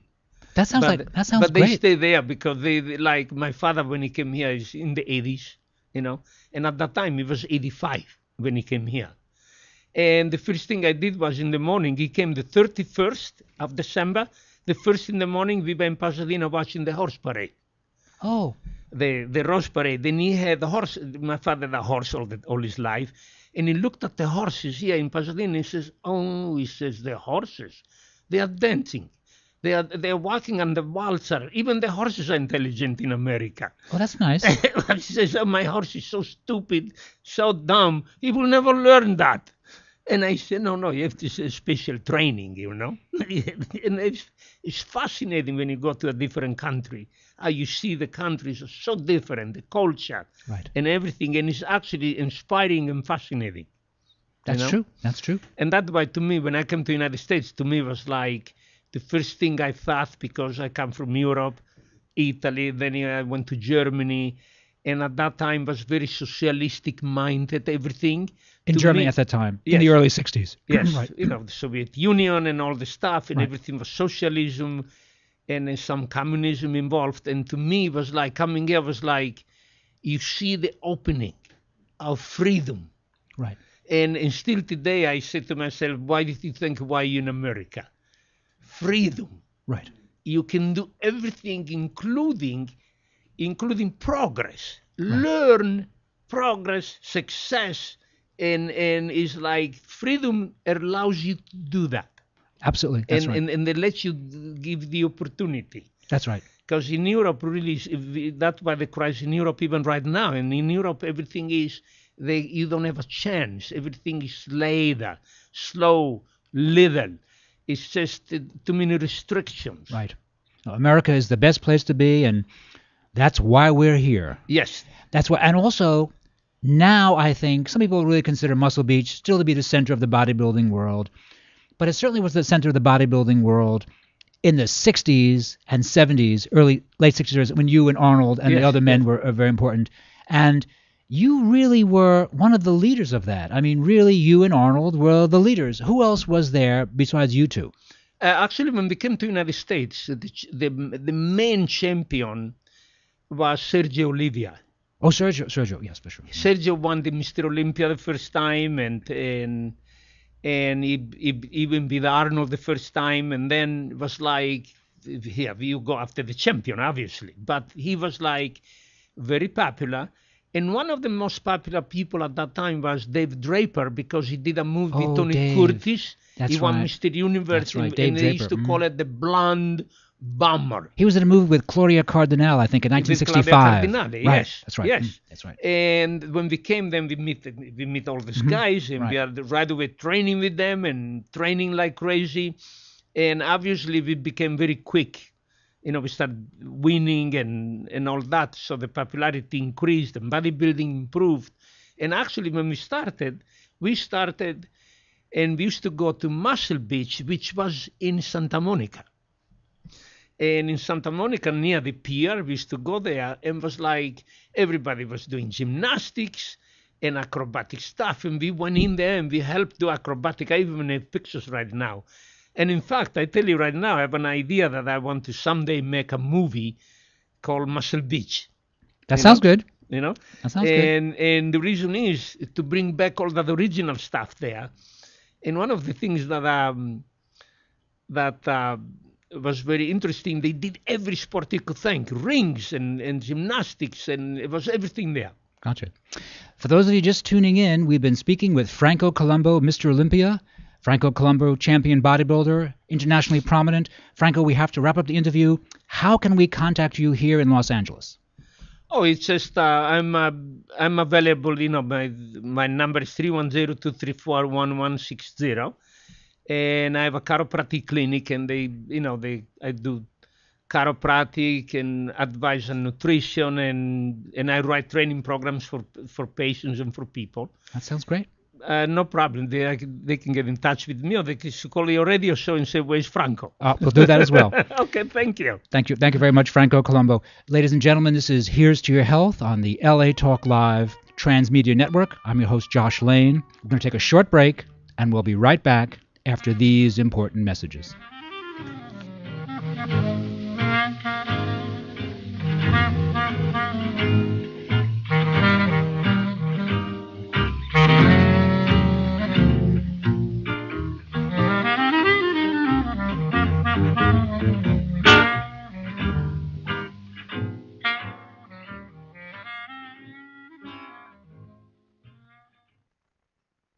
Brooksy, maker of fine laptop apparel, laptop covers and sleeves, iPhone covers, and unique home decor.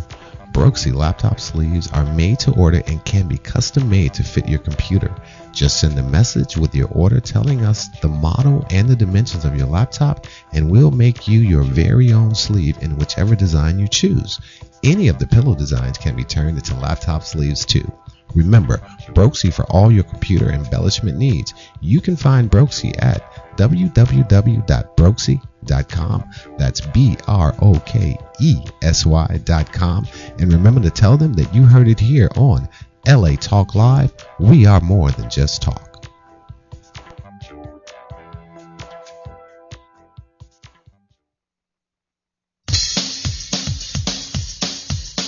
Hi, this is Susie Pruden. And yes, you've seen me on Oprah, Good Morning America, and The Today Show. And I'm inviting you to join me every Monday from 3 to 4 for my new show, Mastermind Live. Join us as we introduce you to the new thought leaders of the world who will inspire you, support you, and guide you to your next level. So don't forget to tune into Mastermind Live exclusively on latalklive.com. You can also catch us on iTunes Radio R&B or watch us on Ustream TV. Reality radio handcrafted for your listening pleasure. This is LA Talk Live, and we are more than just talk.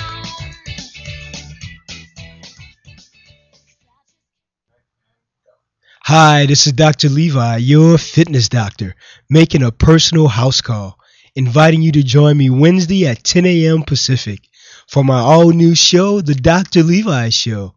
Join us as we discuss fitness, health, and well-being, including emotional and spiritual health. So don't forget to tune in to The Dr. Levi Show every Wednesday at 10 a.m. Pacific, exclusively on latalklive.com and the Talk Live Broadcast Network. You can also catch us on iTunes, Radio R&B, or watch us on Ustream.tv, or catch us on the Live 365 network, and now on Radio Flag and Stitcher Radio. Reality radio handcrafted for your listening pleasure. This is LA Talk Live, and we are more than just talk. Joshua Lane, member of the board of directors of Dr. Ann Wigmore's Hippocrates Health Institute, Josh Lane was part of the Dr. Ann Wigmore team that brought wheatgrass, sprouts, and raw foods to a worldwide audience. And now the host of Here's to Your Health on LA Talk Live, Joshua Lane.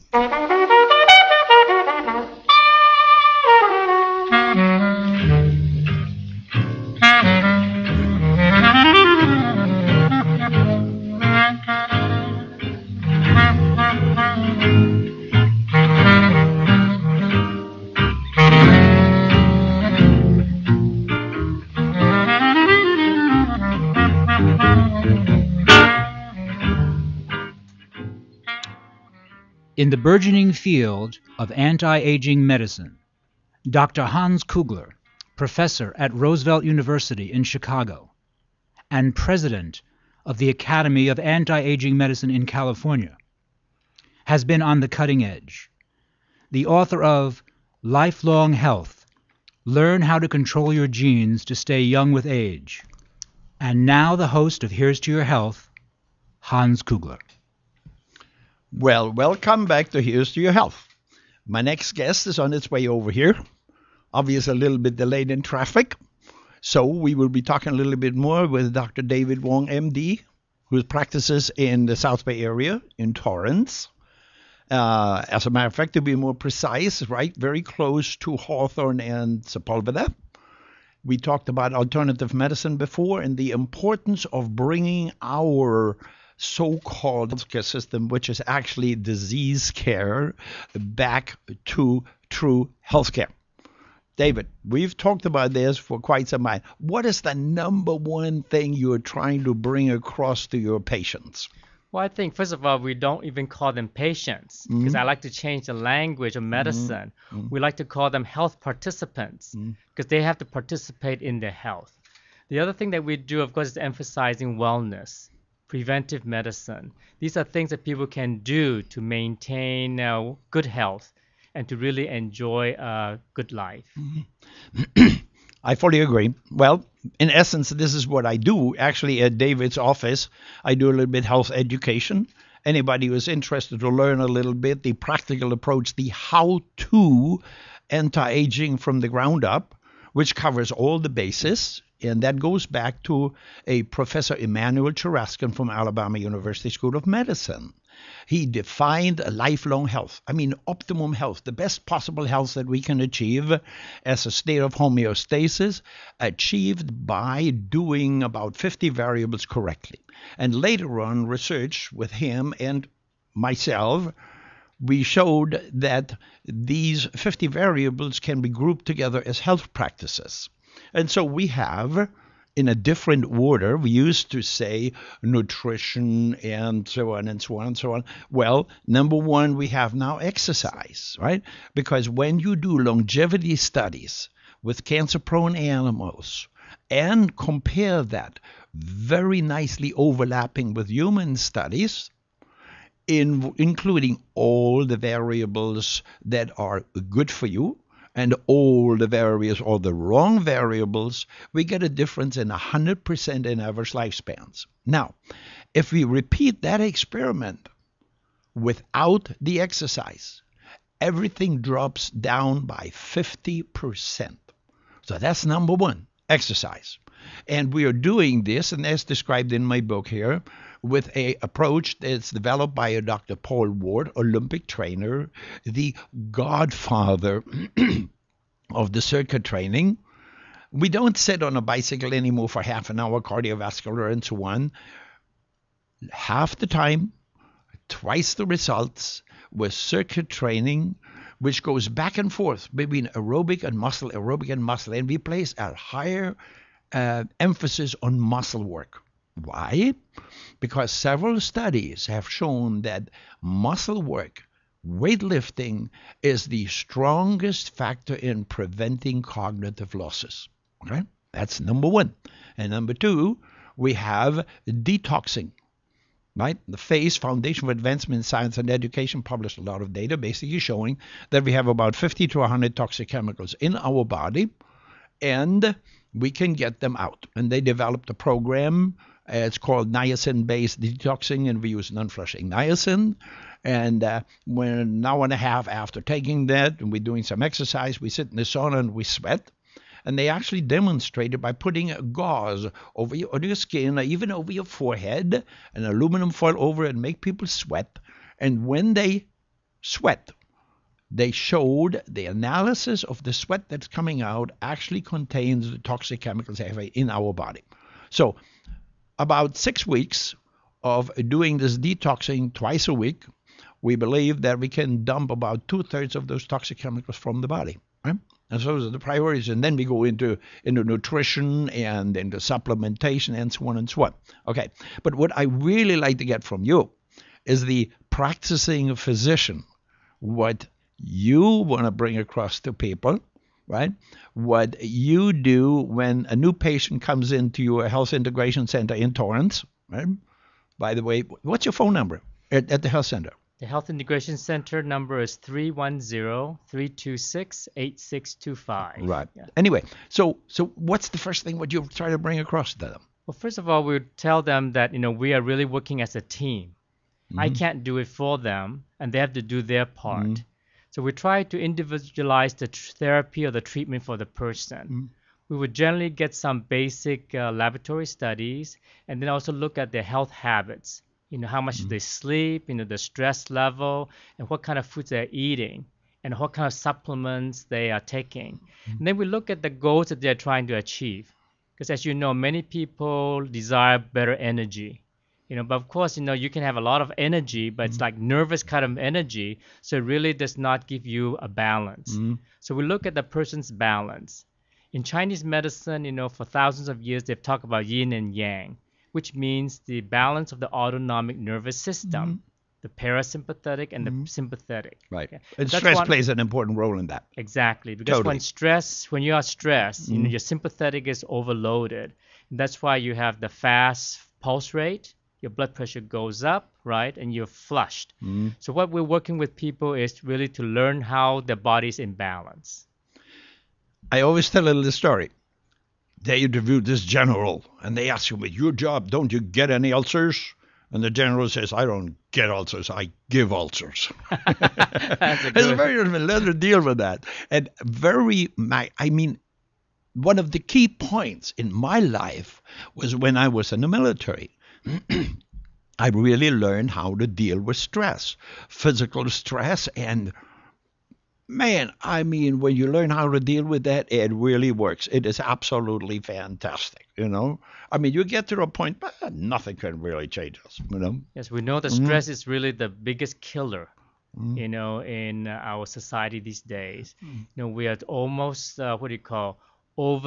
have too many inputs, on the computer, on the phone, everything going all at once, trying to multitask. And that's not really the healthiest thing that we can do for our system. Yeah, it affects so many metabolic pathways, Exactly. And one of the key things in nutrition, I would say the number one worst thing is sugar.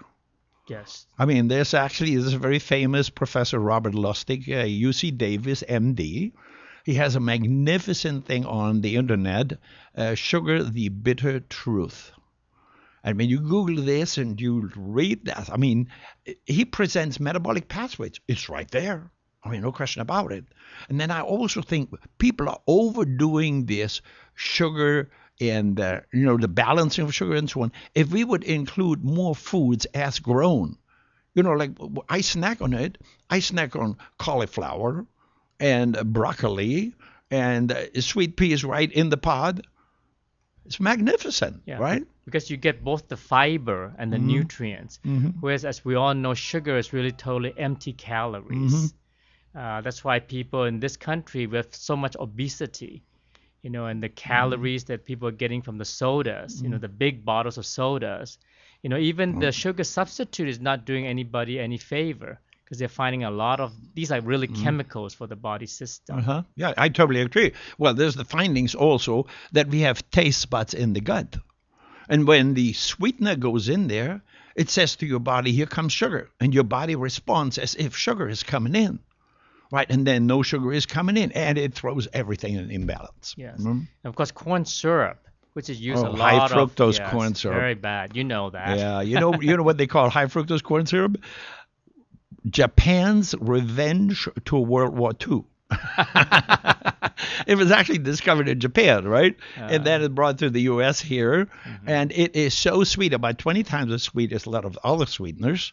And a lot of people say high fructose corn syrup. But fructose is just a sugar. Right. No, it isn't. As a matter of fact, while every cell in your body can metabolize glucose, only the liver can metabolize fructose. And when it does so, it metabolizes it into fat.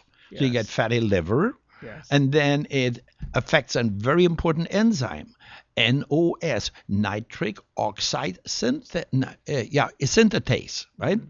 And that is a very important enzyme. Again, affecting NOS controls heart functions, immune functions, sexuality, and so on, right? I mean, there is a product out, Neo 40, magnificent discovery.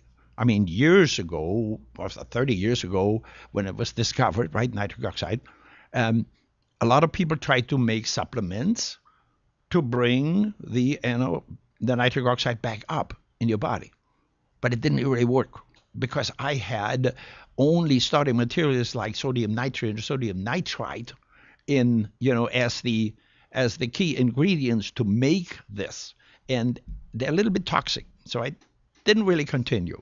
And only recently, Texas University, Dr. Janet Zand, friend of mine, and a Texas University researcher, they found if they take 2 plant extracts together and make this little lozenge, it's a fruity tasting lozenge, within half an hour, 20 minutes, you can show that it actually increases nitric oxide in your body. Yeah, we hear a lot about nitric oxide. As you know, the pill, the blue pill. The right? Viagra is based on exactly. it. Yeah. It's based on the principle of because nitric oxide delivers a lot more like, oxygen and activity, and that's why it works. Yes. Right. Anyway, I think my next guest is here, and we can have him side ready. Is Gregory? Gregory, come over here. Yeah, he's the wonderful movie maker. That's right. That's right. That's what we'll talk about. Enjoy it. Anyway, while Gregory is taking a seat here and so on, let me tell you a little story. More than a year ago, I was invited to a movie screening to Hollywood. And I thought, I'm not into movies. What's going on, right? And so then he said, well, there's this guy who made this movie about our healthcare system. And we go there, and then in walks big guy, physically fit like Magic Johnson in his prime. Guess what? Dr. Gregory Smith, MD, UCLA, associate professor, and he makes that movie American Addict. Magnificent movie. I mean, we were blown away. Something what everybody else want to do. So, Gregory, welcome. You're actually practicing our area here. Right? Yes, I do. But we really want to bring across a story about this movie. Well, thank you for the introduction. That's quite an introduction. A lot of compliments there. No, I think the movie American Addict was a very important film, and fortunately, it's finally getting distributed later this year. And it really came from a different perspective than the normal addiction films or TV shows where people are talking about street level drugs. It really addresses the government, the media, the big pharmaceutical companies, the intricacies between all of them, sort of almost walking in the line of a conspiracy of how we have medicalized our patients in this country. I mean, the movie starts off with we're 5% of the world's population, but we use 80% of the world's hydrocodone, which is in Norco, in Vicodin, and we use 50% of the world's pharmaceuticals in general, which is just not a coincidence. Yeah. And the basic bottom line result is the U.S. is at the bottom of the totem pole in overall health ranking. They were numbers once, number 52 in the world. Everybody says, oh, how can this be? Well, it's now confirmed, right? Even Time magazine acknowledged it with a big cover story, right? I mean, it's very, very simple. If you look at the definition of lifelong health, as published by Professor Emmanuel Chiraski in Alabama University School of Medicine, a genius. I mean, people used to go to his lectures just because he was so funny, you know? I mean, this guy could talk, and he was a researcher, hundreds of publications, books written, that's one. And his definition, lifelong health, is a state of homeostasis achieved by doing so and so many variables correctly. And later on, I worked with him, presented lots of data. We did a lot of research projects together. We showed that these many variables could be grouped together as health practice. So in essence, lifelong health is a state of homeostasis achieved by doing all these health practices correctly. True. Well, people used to say, well, just health practices, that's not real aging.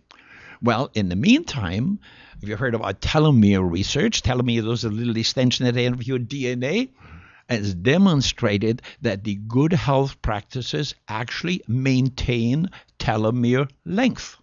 And therefore, good health practices are established as true anti-aging modalities.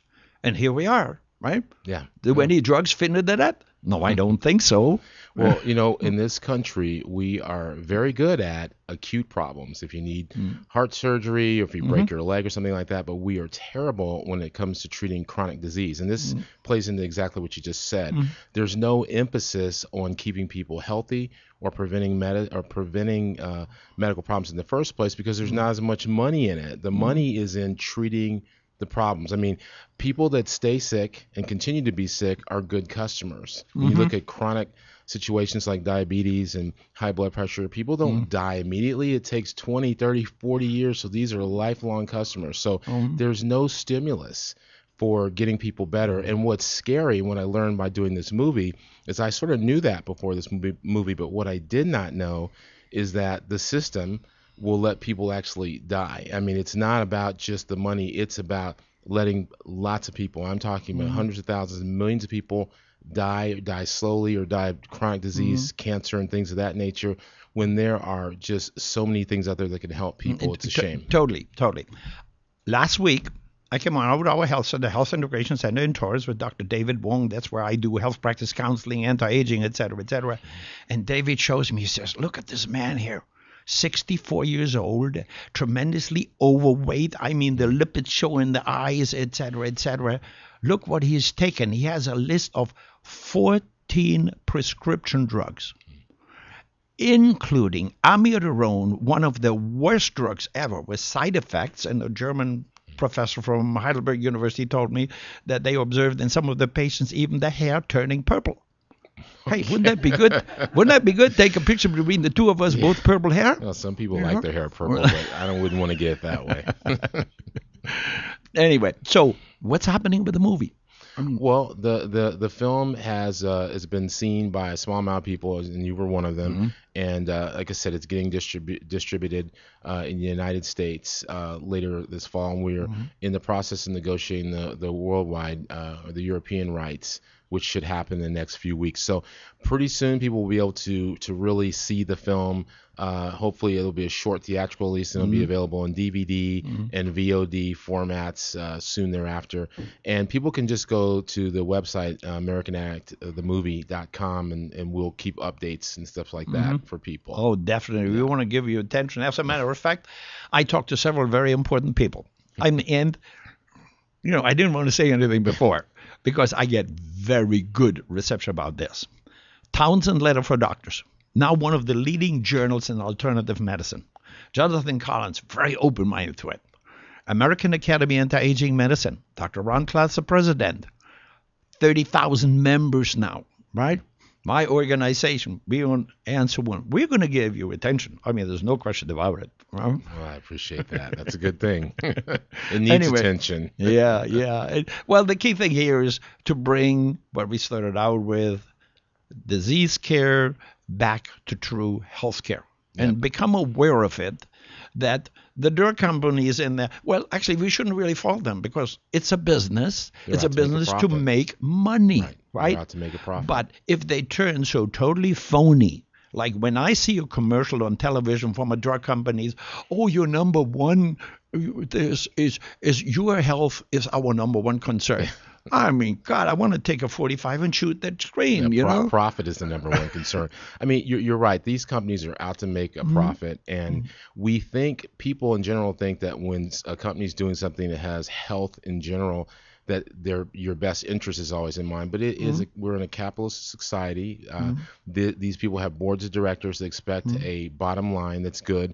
So people have to learn to protect themselves. But we are in an age right now in this country where all problems are treated with pills. If you can't sleep, here's a pill for that problem. If you're if you feel sad about something, here's the antidepressant. If you have pain, here's this. And in the film, actually, now I'm in the film a little bit. In the film, I tell the story about how my mother went to the doctor. She's 74 years old and no medications whatsoever, mainly because of me. Very healthy, can run miles. And my father, who passed away about 8 years ago, they had been married for over 40 years. And so she goes to the doctor and he says, you don't look your normal self today. And she explains to him what happened, that her husband just passed away. And he started writing her out a prescription for Prozac, one of the worst antidepressants there are. And so she looked at him and she said, what is this? He goes, it's Prozac because you're depressed. And she says, I'm not depressed. I'm just sad. And that is sort of a microcosm of what we're talking about here, is that you don't have to treat people for problems that are normal. It is normal to grieve if someone close to you dies. You don't need an antidepressant for that. But in this world of quick fix, immediate gratification society that we're in, people would rather go and get pills for some things than to just simply change their diet, their exercise, eat, plant-based or whole food type diet, and basically correct almost all, if not, most all their problems, chronic acute problems. That's really what I see when people come in where they want to do anti-aging counseling. They want to know, what pills can I take? I said, no, that's not the important part. I mean, the number one thing I want you to do exercise, right? I mean, get off your butt, take your dog, your girlfriend, your husband, anybody, and go for a long walk, for a half-hour walk 3 times a week. That's a starting point, right? Right. As a matter of fact, a friend of mine, Dr. John Grice, MD at Wisconsin University, who works with people who suffer from depression, I mean young people, and he's known as the man. Well, what does that mean? When a student comes to see him, he says, oh, guess what? I forgot to bring some papers across campus. Why don't we just walk there, and we can talk? And so they have no choice. And they walk along and they liven up. They wake up when they talk about this, right? Right. And, that was 12 years ago at the American College of Sports Medicine, the biggest presentation. Also, H.C. Brown at Northwestern University, also the same thing. Get off your butt. You don't need antidepressants. You need quality nutrition. Stay off the sugar. Do some exercise, and so on and so on. Anyway. Yeah, if people would simply take care of themselves, it's amazing that the body can basically heal almost anything. It's just that inactivity. To me, I can look at diet and processed foods and things that are in our society right now. That's probably responsible for almost every major chronic illness there is. So if people simply would stop eating, if they did simple things like stop eating fast foods and tried to exercise 15, 20 minutes a day, something that small, their health would improve dramatically just from that. Actually, with the new super circuit, which is developed by Dr. Paul Ward, every major team uses it. You can actually get away with 2 exercise sessions per week where you combine muscle and aerobic, as long as a 3rd session involves some kind of aerobic activity. I mean, do anything. Go swimming, play something, go for a long walk, and so on and so on. And Jack Wilmore, Texas University exercise physiologist, one of the key people, reviewed that exercise program as we are seeing results beyond belief in terms of weight loss, body shaping, and so on and so on. Just look at my case, right? I mean, in 2005, an extreme car accident. My heart was blown out of shape. I was down where I walked 30 feet, and I lost 18 pounds of muscle mass, right? The only thing, what they finally, after all the cardioversions and everything else, they told me nothing could be done about it. 4 drugs and a pacemaker and a defibrillator. I said, no way. I went to Germany, Heidelberg Tübingen University, got all this information about how to apply these embryonic cell extracts and express into stems correctly. And here I am. We published it at medical meetings. At my age, I'm classified as high-performing athlete according to heart output. it can be done. Yeah. Right? It's amazing. Yeah. It's amazing what the body can do when it's given what it needs. Right. And Potsdam University in Germany just published some data showing that literally at any age, 80 plus, you can build lean muscle mass. Right? Yeah. Anyway, Gregory, magnificent to talk to you. Thank you. Again, what's the name of the movie? How can we reach you? What can people do? Well, it's American Addict, and the movie will be out hopefully in late summer, early fall, and they can go to AmericanAddictTheMovie.com for updates. And my website for medical is painreliefgroup.com. That's painreliefgroup.com, and they're all sort of interlinked. So and I'm always looking for people if they want to email me questions. It's gsmith@painreliefgroup.com.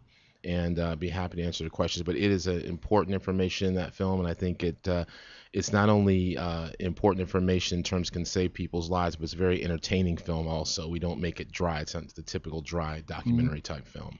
Very good. Yes. Magnificent to have you here. Thank you so much. We'll have you back. All right. Thank and you. so I on. appreciate it. Thank you. So stay tuned for more Here's to Your Health. Jossh Lane will be right back after this commercial break.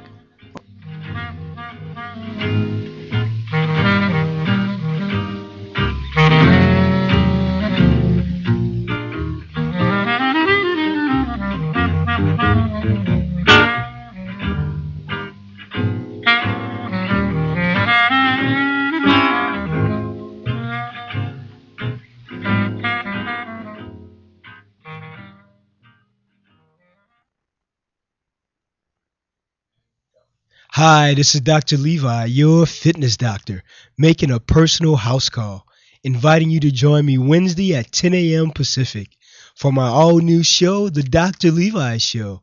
Join us as we discuss fitness, health, and well-being, including emotional and spiritual health. So don't forget to tune in to The Dr. Levi Show every Wednesday at 10 a.m. Pacific, exclusively on latalklive.com and the Talk Live Broadcast Network. You can also catch us on iTunes, Radio R&B, or watch us on Ustream.tv, or catch us on the Live 365 network, and now on Radio Flag and Stitcher Radio. Reality radio handcrafted for your listening pleasure. This is LA Talk Live, and we are more than just talk. Hello, this is Angela DeJoseph. Join me Thursday evenings at 6 p.m. Pacific for the Angela DeJoseph Show. Join me as we venture into health, wealth. We're going to give you news, interviews, and entertainment.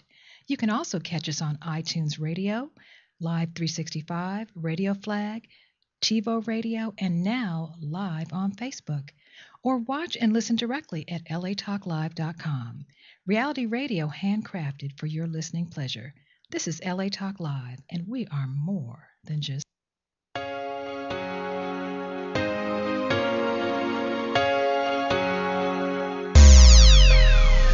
Hey, what's up, people? It's Jennifer Top here from StarCam. You guys might know me from the red carpet, catching up with all the stars, but guess what?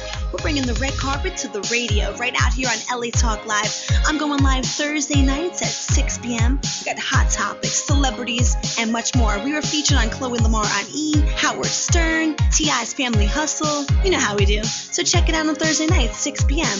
All things Hollywood, everything celebrity. StarCam Radio? StarCam Radio? StarCam Radio! Oh yeah, follow us on Twitter at StarCam Radio.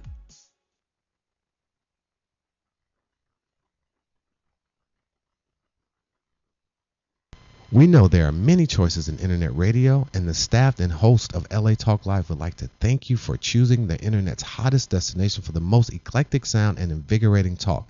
This is LA Talk Live. We are more than just talk. Joshua Lane, member of the board of directors of Dr. Ann Wigmore's Hippocrates Health Institute, Josh Lane was part of the Dr. Ann Wigmore team that brought wheatgrass, sprouts, and raw foods to a worldwide audience. And now the host of Here's to Your Health on LA Talk Live, Joshua Lane.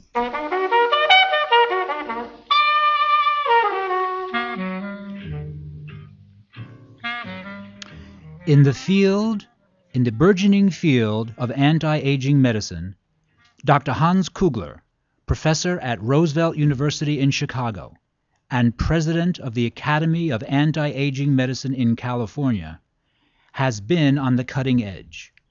The author of Lifelong Health: Learn How to Control Your Genes to Stay Young with Age, and now the host of Here's to Your Health, Hans Kugler. Joshua, that was a magnificent introduction, but I am only the co-host. You're the genius that gets this whole thing going and keeps it going. Thank you, Hans. But I certainly appreciate being here and getting the chance to interview people that are so important in this field and that are all making a big attempt in changing this disease care business back to true health care. It is absolutely ridiculous that a country like ours, a potential like no other countries, that we are at the bottom of the totem pole in respect to overall health ranking. Anyway, so my next guest is Dr. Dalal Akoury, MD. Actually, she's in Myrtle Beach in South Carolina. And she's visiting a friend of mine here in MD, Dr. Fuad Ghali, who was also on this show. And she's one of the leading people in making people aware that we need to have a little bit of different approach. Let me read a little bit something. My mission is to ignite the spark of health deep within everyone and to allow this sparkle of wellness to shine through everyone's eyes, becoming one with the universe and aligning body, mind, and spirit. Totally agree. No question about it. We talked a little bit earlier. I mean, we very much think along the same lines. And but at first, tell us a little bit about how people can read a little bit more about you and where to find you. Well, Hans, I'm really very excited to be here today, and I'm very privileged to be here with you today. And thank you, everyone, for allowing me to share my point of view with everyone. My name is Dalal Akoury. My practice is Aware Med, a health and wellness resource center. And the reason we came up with the word Aware Med is because we think awareness is a key. What I hope to do is to join the forces to be part of the revolution of healthcare. It's an evolution, but a revolution. And it needs to be by the people, for the people, with the people. And healthcare is really not going to be imposed on us. It has to be with us and for us. And awareness is the key. And that's why we chose the word AwareMed. And right, that's also the website, right? Yes. www.awaremed.com. Exactly. Right. In all these areas, combining the many different health practices, we have one major problem. And we just talked about it several times with other health professionals that we had on here, that people just think, I have insurance, you are the doctor, you write me a prescription, you give me a pill, and I get well. And that is just definitely not the way to go. This is really a solution for failure, because there's nothing that is of importance that you can buy for nothing.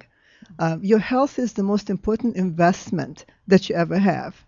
And my focus is your health is really your next wealth. You cannot be healthy and not wealthy, but you can not be wealthy unless you are healthy. So it's so important for people to realize that wealth is nothing but true health. There's one thing you cannot buy is your health back. So people need to realize that a tiny bit of a copay and being a number is not what you want. You have a unique individuality that has not been approached by traditional medicine. There's a lot of things that traditional medicine offer. It's the science. But what we offer, people who are out of the box, we think out of the box, what we offer is something unique. We combine the wisdom of the past with the tremendous progress in the future, and we make it a science. That is the marriage that we want to offer everyone. It's just the beauty of really combining the harmony of the past with the advancement in medicine. So we can combine stem cell with the wisdom of the past. And that's what we offer in an integrative approach, okay? We can be regenerative, we can be anti-aging, we can do age management, but what matters is the toolbox should be full of tools. And those are the tools we arm our patients with. A person like you or Dr. Galley or many doctors in the integrative arena are leaders in helping people become the CEO of their own health. That's the best thing you can offer. Totally, absolutely. It goes back to my heart recovery, Yes. right? When I was down in the dumps, Yes. a car accident had ruptured parts in my heart. The left atrium was blown out of shape, bubbled out. I was down in the dumps. I walked 30 feet. And everybody who I asked, Dr. Ron Klotz, A4M, Dr. Yes. Dolly, Dr. Oh, David Wong, wonderful. anybody, basically, will think outside the box. Yes. Well, what's inside the box is medicine. I Right. mean, medications, drugs, they don't work, right? And a friend of mine, Dr. Ulrich Friedrichsen from Germany, who I probably may have on the show in a couple of weeks. He is how coming to visit me, right?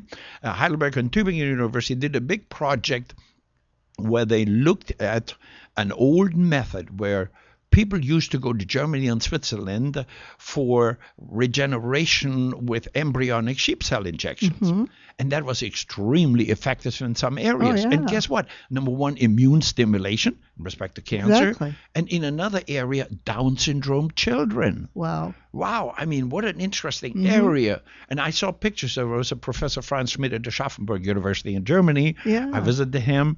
And when they diagnosed the kids as Down syndrome early enough and they gave them these embryonic shots, totally harmless.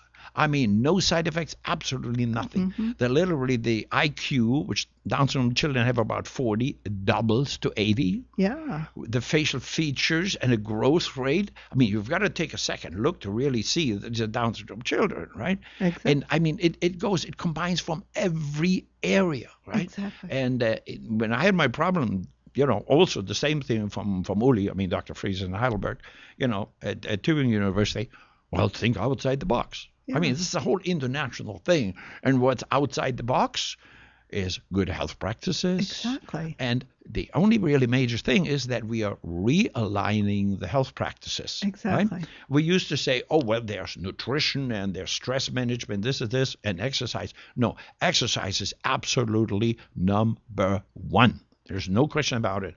At Roosevelt University in Chicago, we did longevity studies with cancer-prone animals, and we put a group of animals, cancer-prone, very similar in percentage. They die from cancer, same as humans do. And we put them under all the right conditions. That means exercise, quality nutrition, a good environment, carbon-filtered tap water, vitamin, antioxidant supplementation, and so on. And the other one, subjected to cigarette smoke, regular average junk food, no exercise, limited cages, and so on. We have a difference in 100% in average lifespans. And everybody says, come on, that can't be. But if you overlap this on the human model, you will find that it literally 100% overlaps. Yeah. Because we have the average lifespan of people at that time was about 74. Okay, you extrapolate back to people who are doing a lot of things wrong, including cigarette smoke, no exercise, and you get an average lifespan of about 56. And 100% of 56, 160 is right in the maximum lifespan for humans, 110 to 120. So it all agrees, it all fits very nicely. But more here from your point of view. We talked this morning a little bit more about the details, right? And in my book, Health Education, tell people how to do it correctly. But you go a little bit deeper in connecting people's your state of mind and so on. Tell us a little bit more about that. I've always been interested in what people call body-mind medicine. However, now I'm going to tell you, I believe more in spirit, mind, body. So my pyramid is inversed. It's a completely different pyramid. I start with the lighter part, and that connects me with the universe. We're all one with that universe. It's a frequency, but we're missing the frequency, and that's really the problem. If we all our antennas are really not in tuned, so we don't really get improving. So stress acts on your genes. There is a hormone that is really we call stress hormones, and you know that all about that. But cortisol, which is the stress hormone, which most of us lives on the stress pathway 7 days on, 7/24. So 7 days a week, we are under stress. So we are turning on the fight and flight mode 24/7. So when you're on that mode, you have a very high cortisol level.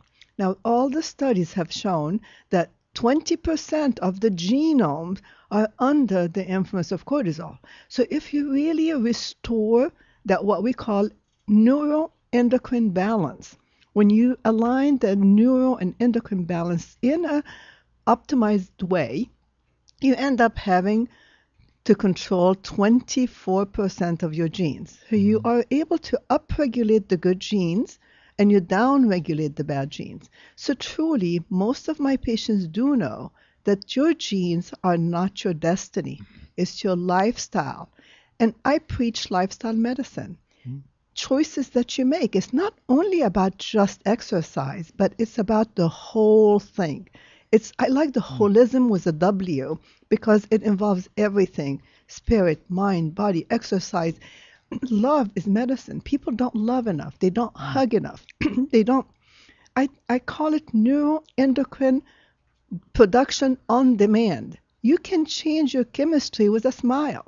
So how more powerful could that be? Well, we just met. Yeah. Actually, today. Yeah, we just met just today. So look at the subtitle of my book.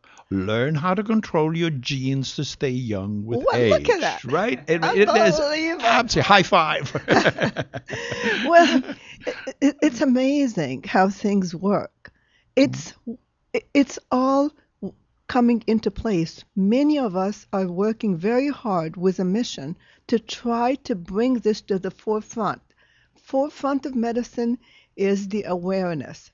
And we are all working very hard to try to help people understand that it's a holistic approach to medicine. Traditional medicine have divided and dissected the body into many, many, many segments. And what we're doing right now is to put it back together. So we've dissected it into cardiovascular, neuro, GI, but that's not it. It's one. So people That's like right. us. And a big part of this is actually hormone balances, Exactly. which then controls genes and so on and so on. As a matter of fact, this coming weekend, June 5th through 8th in San Diego, there's a big symposium held by the American Academy of Anti-Aging Medicine. And if you're out there, tell your doctor about it, right? And you can see it at worldhealth.net. Exactly. Right? I'm going there. I'm going to be at the Integrative Cancer module with Dr. Rosenberg and Dr. Dwight, and Dr. Pamela Smith. That is the right way to go. No question about it. Yeah. Yeah, it's Anyway, amazing. a nice way how everything falls into place, Yeah. Yeah. It's a great movement. It's really the movement by the people for the people. And what we really need to do is embrace the revolution of wellness. It's a wellness revolution, and forget about the dis-ease mind. We need to put it back into the wellness mind. Proactive approach to treatment and healing. So that's right. So when are your next book coming out? Well, actually, that is the truth. I have one of my first books is Please Don't Eat the Donuts, and that's. Yeah, my very first book was Slowing Down the Aging Process, right? And then Dr. Kugler, 7 Keys to a Longer Life, and Tripping the Clock, and all kinds of things. And my latest one here, The Lifelong Health. As a matter of fact, with a non-profit organization, this $19 book is now available as an e-book. Wow. Right? Amazon, Barnes & Noble, et cetera, for a mere $7.55. Wow. So all you people out there, go there and buy a book for all of your hundreds of friends. I have to agree with that. Well, we are working toward one same goal, which is really to reach wellness. And it's not going to be imposed by changes in political arena. It's us. We have to be proactive. It has to be preventive medicine. We have to focus on the investment in your health. Like we're all working with stem cell now. That's regenerative medicine. This is the transplant made easy. just instead of just making a massive, major transplant. And the starting point where all of this is, look at where we live. Our country in the world is being polluted to a degree that's unbelievable. I mean, the last thing here, what they're doing, fracking, right? Fracking is fracturing the release of natural gas from shale in the ground. And I was a research company for Standard Oil of Indiana. And I know that fracking can be achieved with simple water and finely ground sand. Yeah. Right? And now recently they come up, oh yeah, we have to add chemicals to it. And then you try to find out what the chemicals are. Nobody tells you, oh, it's a trade secret. Well, guess what? Somebody messed up. And somebody got information from Pennsylvania, what they have in there. It confirms 100% what I always suggested, that it's industry with their total disrespect. Only some parts of industry. I mean, there are a lot of them, you're going solar and electrical cars and everything else. But a big part of industry is just polluting for 5 cents more of profit anywhere. And it's just amazing what they're doing, right? I mean, I got my hands on a list from Pennsylvania of the chemicals they are adding to the fracking. And they insert it very deep into our groundwater. These chemicals do not, get taken apart because there's not even enough energy or anything like this to do so.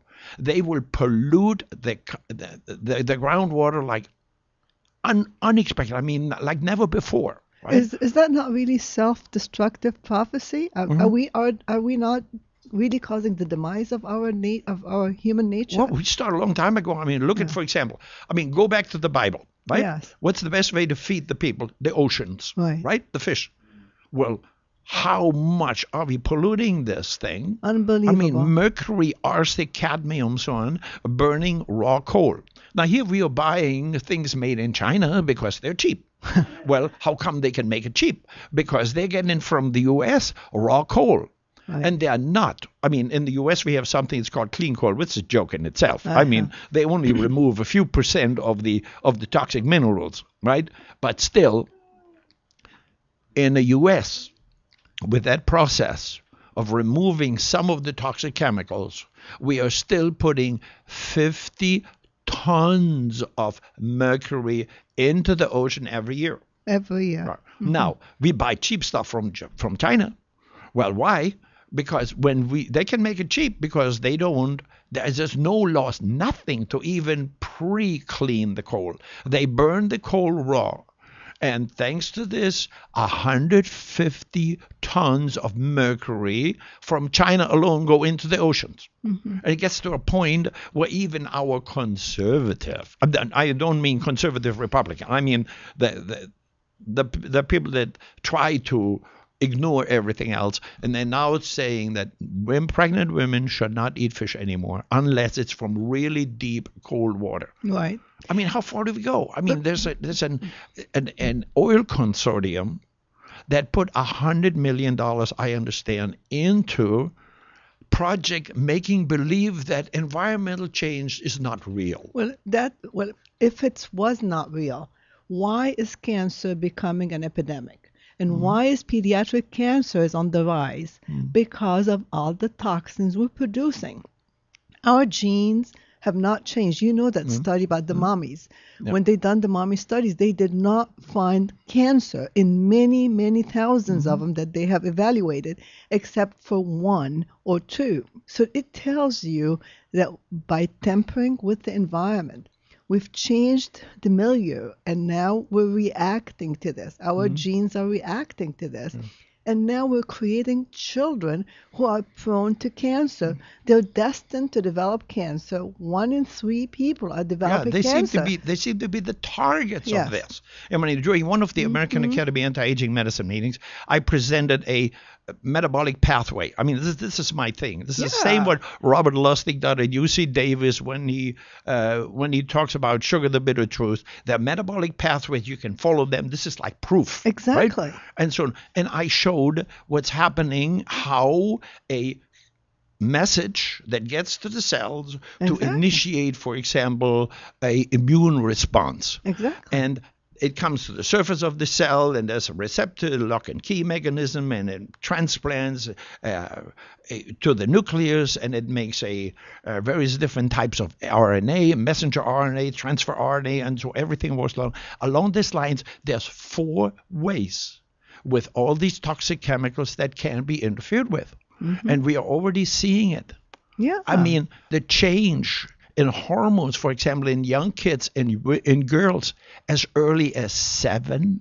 It's scary, right? Isn't it? And for boys, smaller penises. I mean, let's face it, right? But what is that? It's all the xenoestrogens that we are exposed to. Yeah. And it's all from the plastic we're using constantly, from all the pesticides. Like you said, from China, pesticides is really a key for them.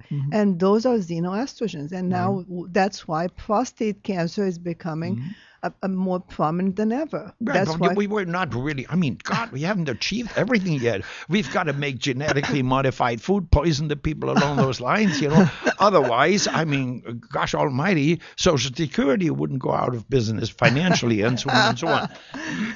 Oh, my goodness. It's just amazing what they're doing, right? I know. But you know what? Now the people are with us. People are ready for this. It's prime time for the change. This is the critical mass that we have reached. Not only physicians like you and all of us are, from the anti-aging, the A4M, from functional medicine to ACAM, every one of us are really moving toward a goal, which is really achieve awareness. But also the public is on your side.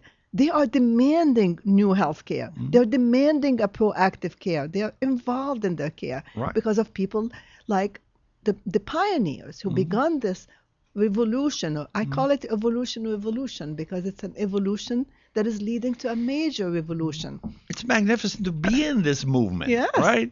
I mean, I love to face, and I I've know. made this statement many, many times. Give me some of these mentally blah, blah, blah, people that are supporting environmental pollution and genetically modified foods and so on and so on. On the other side, right, I mean, very recently, in the past few days, Japan, Germany, and some other countries, they banned the import of wheat from the U.S. Yeah. This is one of our biggest export costs and so on. Right. And so on. We could be the best in everything else. Electrical cars, and 8 years ago, no, it was about 6 years ago, I put a 3 kilowatt solar system under my house. Normally you put a 1.5 kilowatt, which, produce all the electricity that you ever need. I put a 3 kilowatt system in there because I was listening to GM's baloney about, we will have that volt coming up, and this is a plug-in car, and so on and so on. And when you look at the reality of that, you find that actually some of these cars that they are making, the whole setup is like designed not to do what they're supposed to do. I mean, it's just amazing. I know. Yeah. I am really very happy that I had a chance to be here today and share my information and my knowledge with everyone else and be part of this great movement. And that's a lovely and we are place. going strong, right? I know. I mean, my challenge out there, give me all those people. Let's get on a national discussion, right? Debate, yeah. Put us on the stage, right? And what is your, what's your approach, and what are your data, and what are your so on? Because there's nothing there that they can justify. Well, what is the point in polluting our world and our country and everything else for another 5 cents of profits in the oil industry and all this stuff? I mean, there's an organization, 350.org, which was actually very recently changed to 400.org. Well, the 350 was a level of carbon dioxide in the air that's measured actually in Hawaii, because it is not influenced by anything industry that is close to it. And it shows this is the turnaround level. I mean, we go past that, we're in deep what. Right? I know. And it's happening, right? And then you hear about chemtrails, right? And there's this a lady in the Air Force. She was a chemical engineer and so on. She now went public, and let people know that people in the military were getting sick from all this stuff. They were loading aluminum particles on the carrier airplanes that they spray up in the air, right? And guess what's happening with dementia then? Uh-huh. I mean, aluminum and dementia, look at what's happening. So really, truly, people need to become more aware that the environment affects their genes. And all the things we do to temper the genome is going to really have massive effects on our bodies. Okay, and give me your mind as well. website one more time. It's awaremed.com. So www.awaremed.com. Yes, and my name is Dalal Akoury, Akoury. Okay, another genius in this field. God bless you. Anyway, but it was really nice having you here. It was magnificent meeting you. And we met at a local place here, the Good Stuff restaurant in Redondo Beach. And we were sitting there for hours just talking. And they're very patient. Let us do it, you know. It was nice. I've had a great time. Thank you. Thank you Anyway, so much for okay. inviting me today. Well, you will be back. We will be back.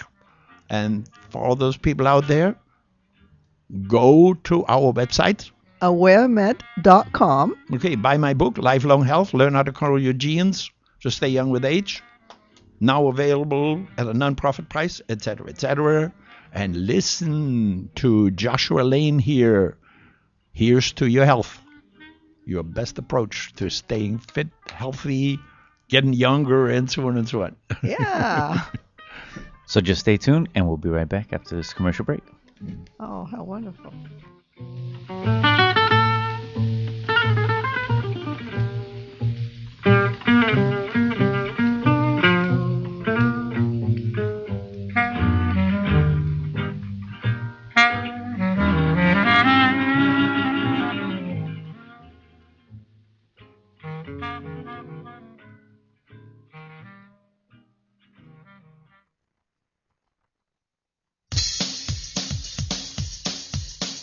Hi, this is Susie Pruden. And yes, you've seen me on Oprah, Good Morning America, and The Today Show. And I'm inviting you to join me every Monday from 3 to 4 for my new show, Mastermind Live. Join us as we introduce you to the new thought leaders of the world who will inspire you, support you, and guide you to your next level. So don't forget to tune into Mastermind Live exclusively on latalklive.com. You can also catch us on iTunes Radio R&B or watch us on Ustream TV. Reality radio handcrafted for your listening pleasure. This is LA Talk Live, and we are more than just talk.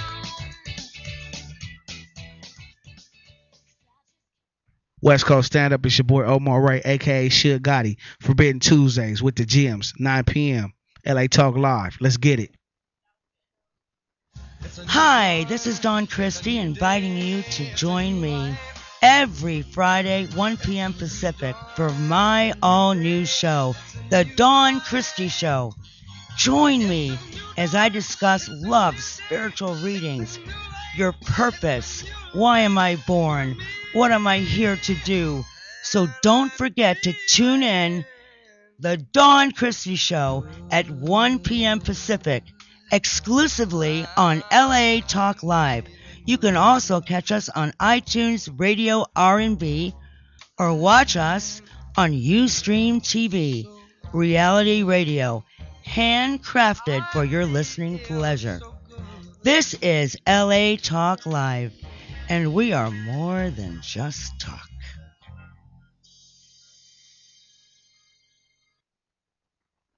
Joshua Lane, member of the board of directors of Dr. Ann Wigmore's Hippocrates Health Institute, Josh Lane was part of the Dr. Ann Wigmore team that brought wheatgrass, sprouts, and raw foods to a worldwide audience. And now the host of Here's to Your Health on LA Talk Live, Joshua Lane.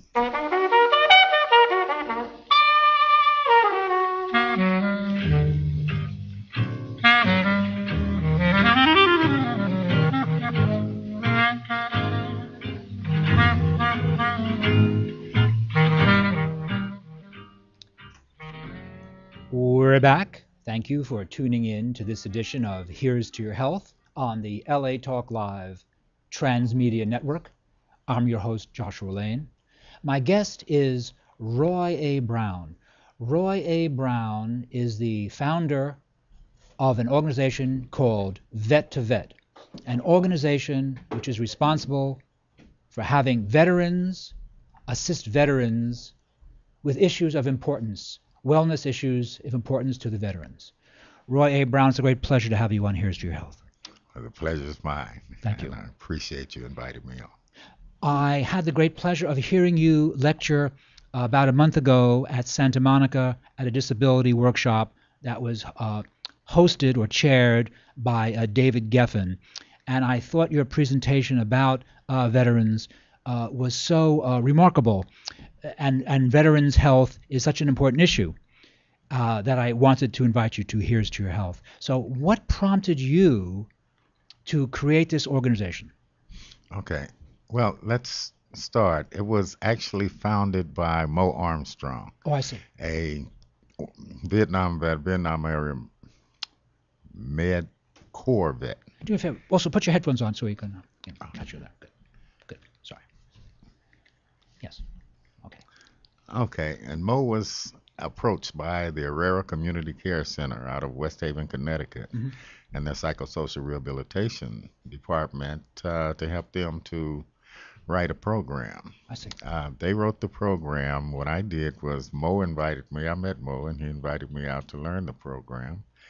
And with the help of him, Dr. Herrera, and Dr. Laurie Harkness, I brought it back to LA, and I amended some things to it because of the different geographical areas and who it would be going to.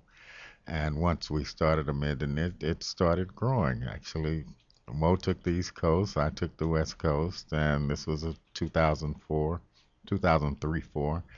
And we've built it to the point of over 40 different sites across the country. Wow. And we're hoping now to expand it completely over the continental U.S. and hopefully outside and go international. And what, if I can ask you, what is the new concept that you have brought to your organization, Vet to Vet?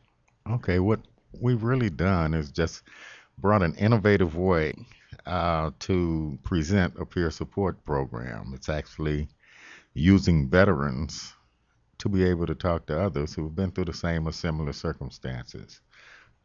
We have homeless vets. Then there are peers to the homeless veterans that we go out to outreach to. Our primary is mental health, and most of our veterans have mental health issues. They're in a recovery process. I say recovery because I don't believe that you can be recovered. I think that's an old Adam that was used. I think that as long as we're living, if we've had an issue with mental health, then I don't falsify it by saying I'm recovered and start back doing the same things over. I think that it's good to stay in recovery because that's why it's called peer support, because you always have peers to go to support. And veterans usually don't like going to civilians to get their peer support from because civilians aren't let's say, experienced at some of the issues that veterans have. Well, that makes perfect sense.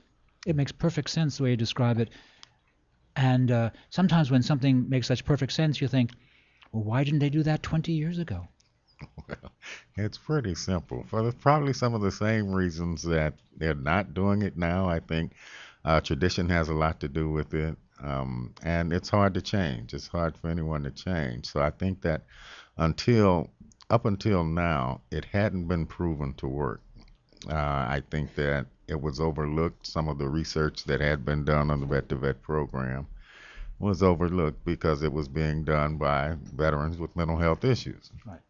So the stigma, I think, is there, whether we would like to believe it or not. And sometimes those that are doing the stigmatizing aren't aware.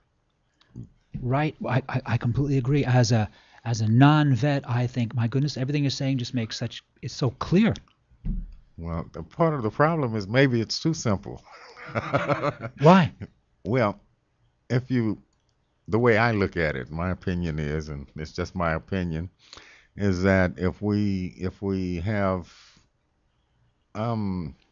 those that go to school to learn something that others have experienced, then they're only taking the knowledge that they've learned from the books. Right. The bond comes from those who've been through and gone through Right. some of the same situations. Right. So as veterans, we can feel when another veteran comes to us and recommends or gives us some situations that he may have been through.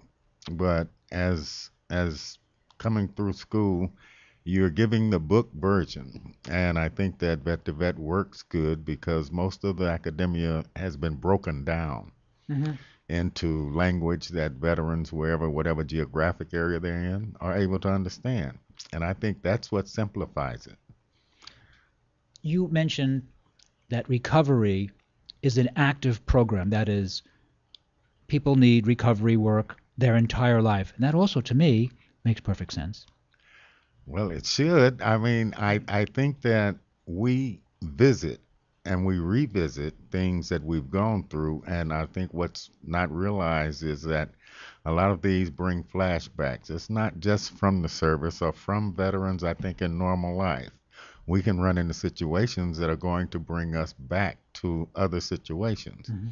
And it may bring us back to a point that hadn't been reached before, so that we will fall back into that mode of not being in recovery.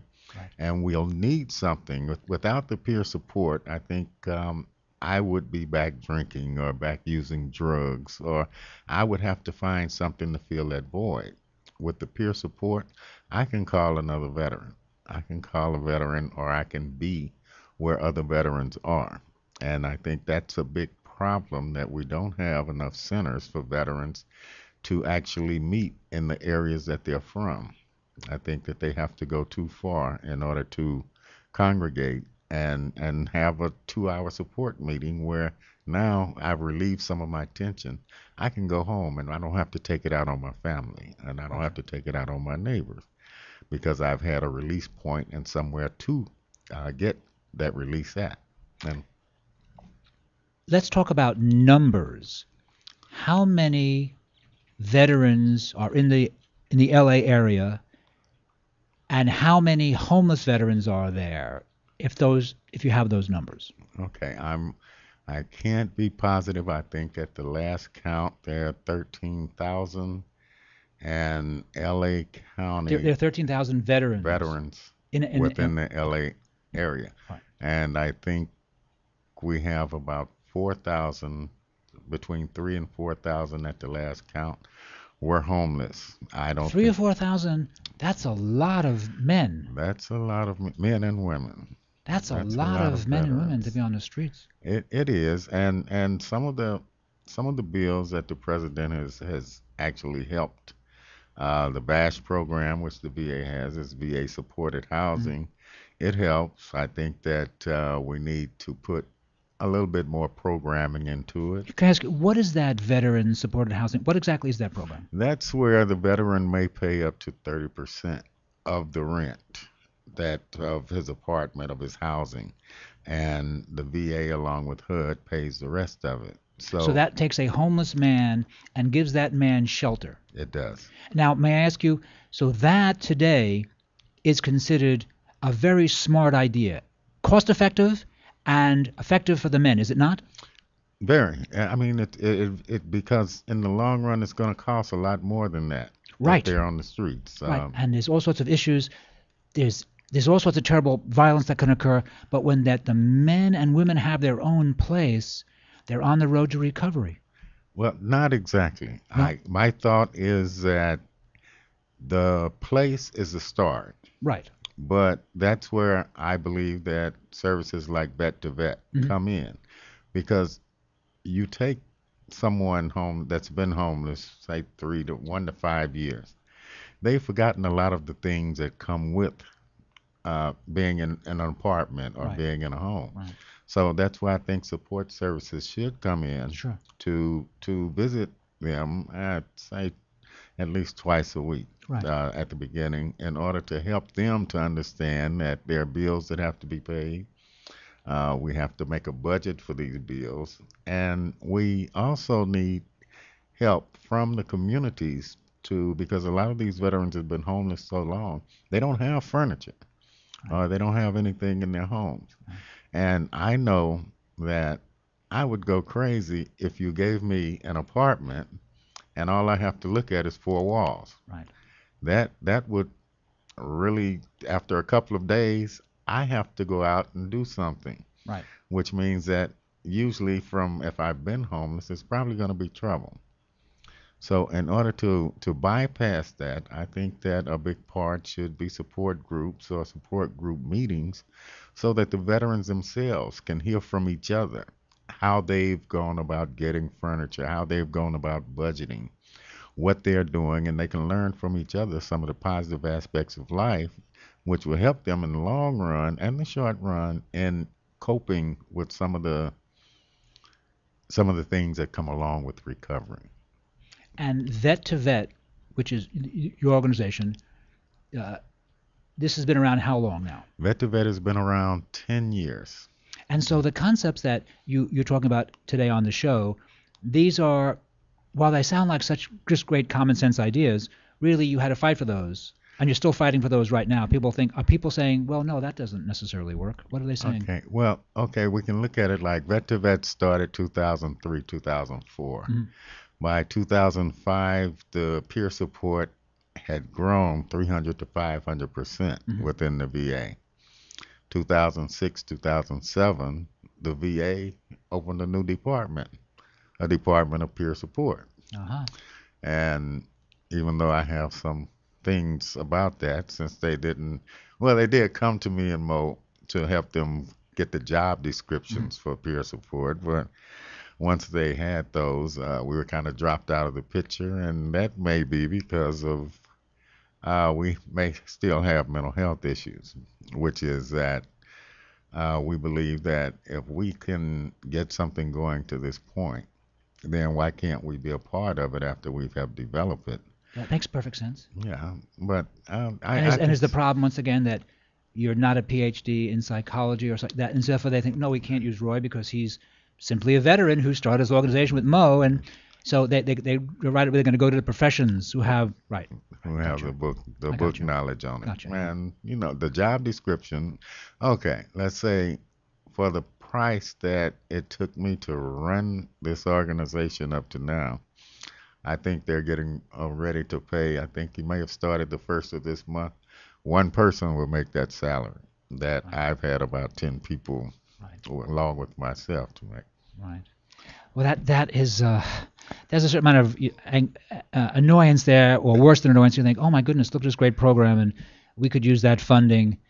And when veterans, do you literally approach men that you see in parks, or I mean, how do veterans come to you? There are so many different ways. We have the neighborhood, different organizations. I belong to NAMI. Work with DBSA. NAMI is the National Alliance for Mentally Ill. Wow. DBSA is Depression Bipolar Support Alliance.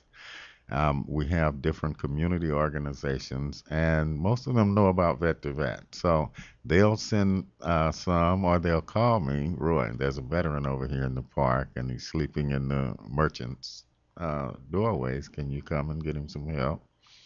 I'll go and get him some help. I've had calls from veterans being on airplanes. I've actually went to the airport and had helped get a veteran escorted off the airplane because he was headed for trouble. But I took him out, and he was put into a 72-hour hold. But for some reason, his academic case manager let him go.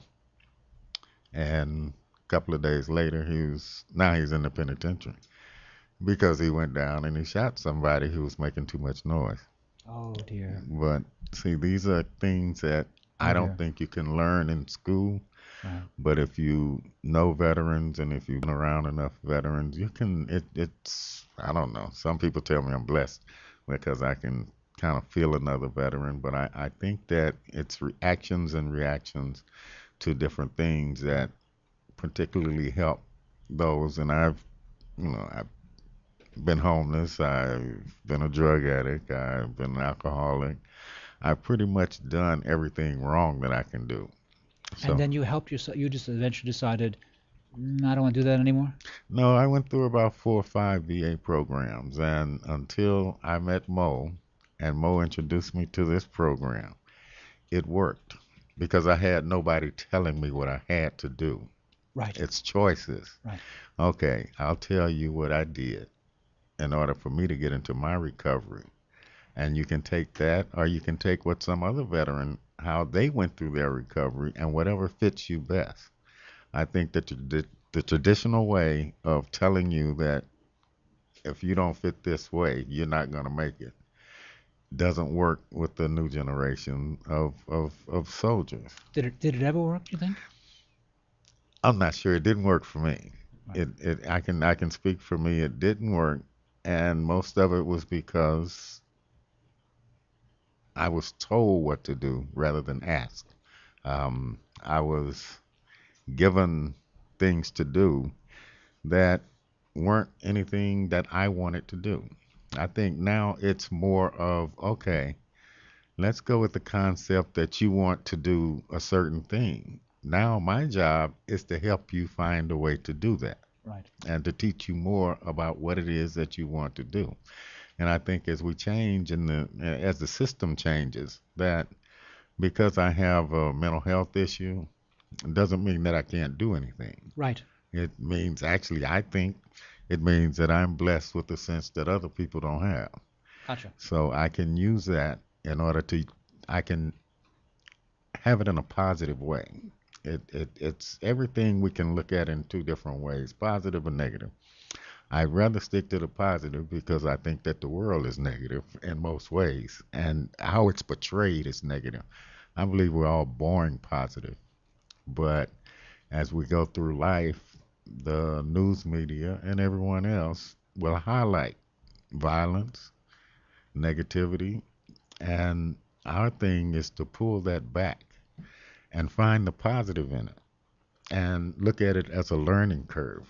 I don't think that unless you're killing someone, you haven't done anything that you should be shamed, guilt, complex. I think that what we're learning now is that only sends us deeper into our vices. But if we look at it like, okay, I learned from that. I know better than to do that. So I need to find something positive now in life to do, even if it's just talking to another vet and letting them know some of the things. Well, let's go play some basketball, or let's go play some golf. Have you ever done this? And what I found is that in certain areas, a lot of veterans haven't done a lot of things. Right. And I have veterans that work with me that I've taken downtown, and they didn't know people lived like that. What do you mean?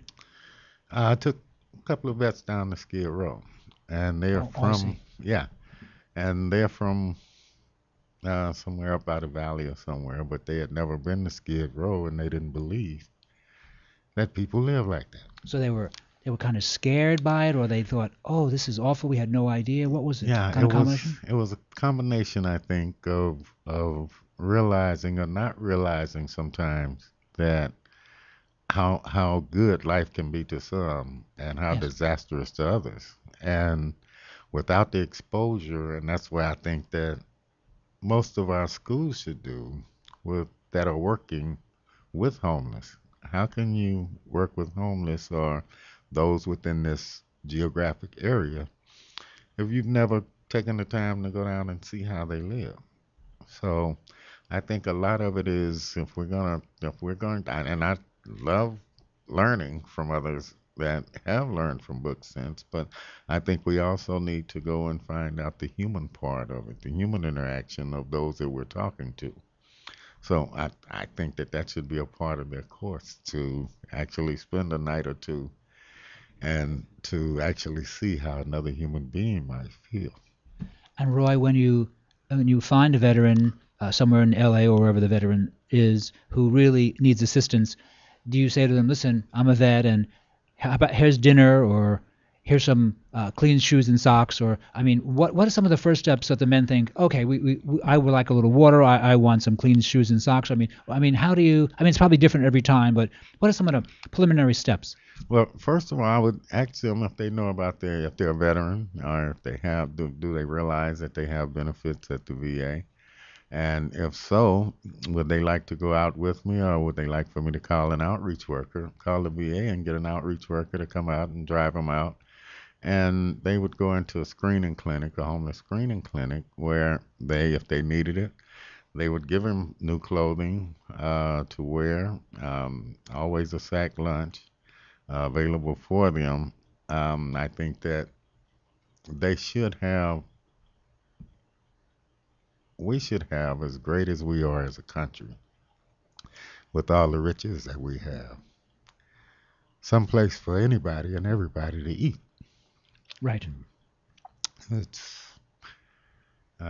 get tied up sometime in it, but I think that a lot of the problems that we have because of hierarchy, because one has to be greater than the other. And vet to vet holds mutual support groups. That means that everybody's equal, regardless to whether you're facilitating the group or you're a member of the group. Once you go into that group, you're mutual. And I think as the world grows and as we grow in our knowledge, that we'll find that the world will be a better place if we had more mutuality. I agree with that. Let me ask you a question about a vet, So these men and women fall into homelessness because they, in general, they feel that there's no support for them. They don't have a mother or father to chat with. They don't have brothers and sisters.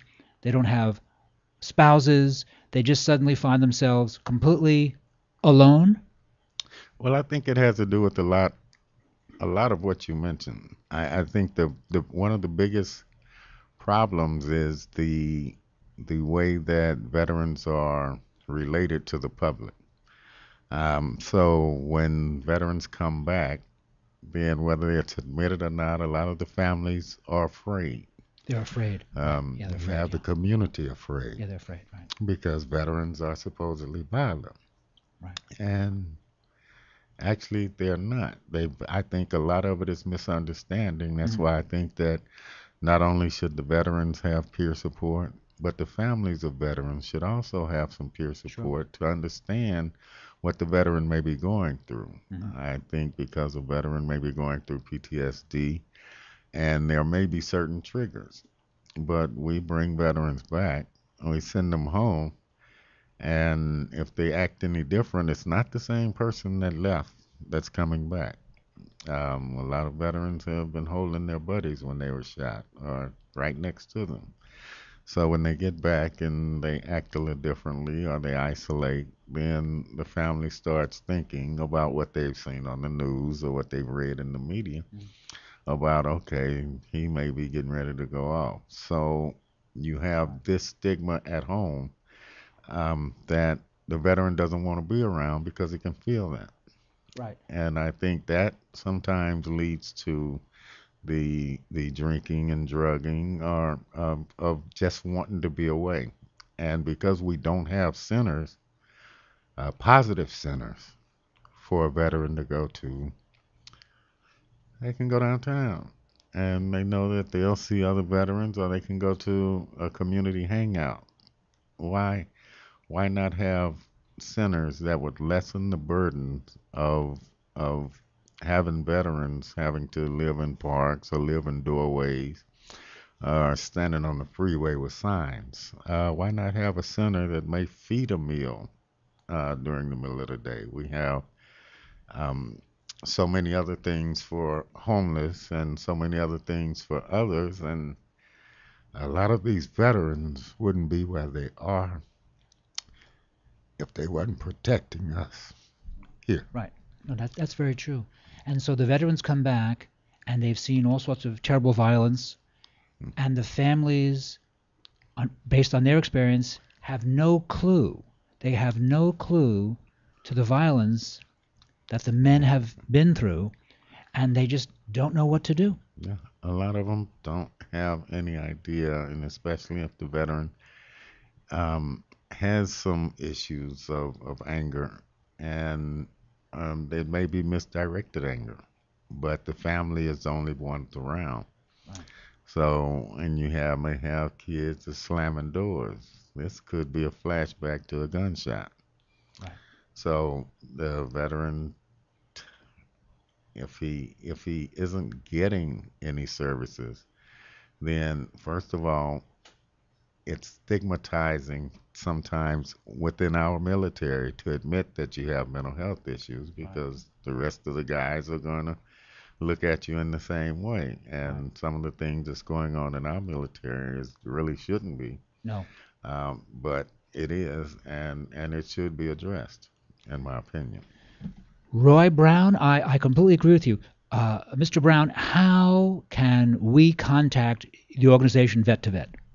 You can contact us through and number 323-671-6878, or our address 12021 Wilshire Boulevard, Suite 245. Roy Brown, thank you very much for being a guest today on Here's to Your Health. Thank you very much. Thank you for having me. This is Jossh Lane. You've been listening to us today on the LA Talk Live radio network. We'll be back next week.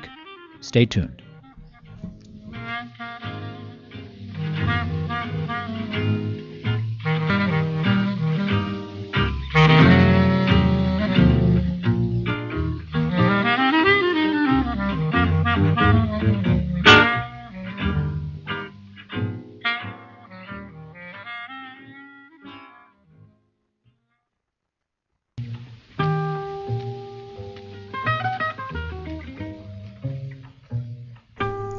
For more information about the guests and sponsors of Here's to Your Health on LA Talk Live, please call us at 818-707-0005.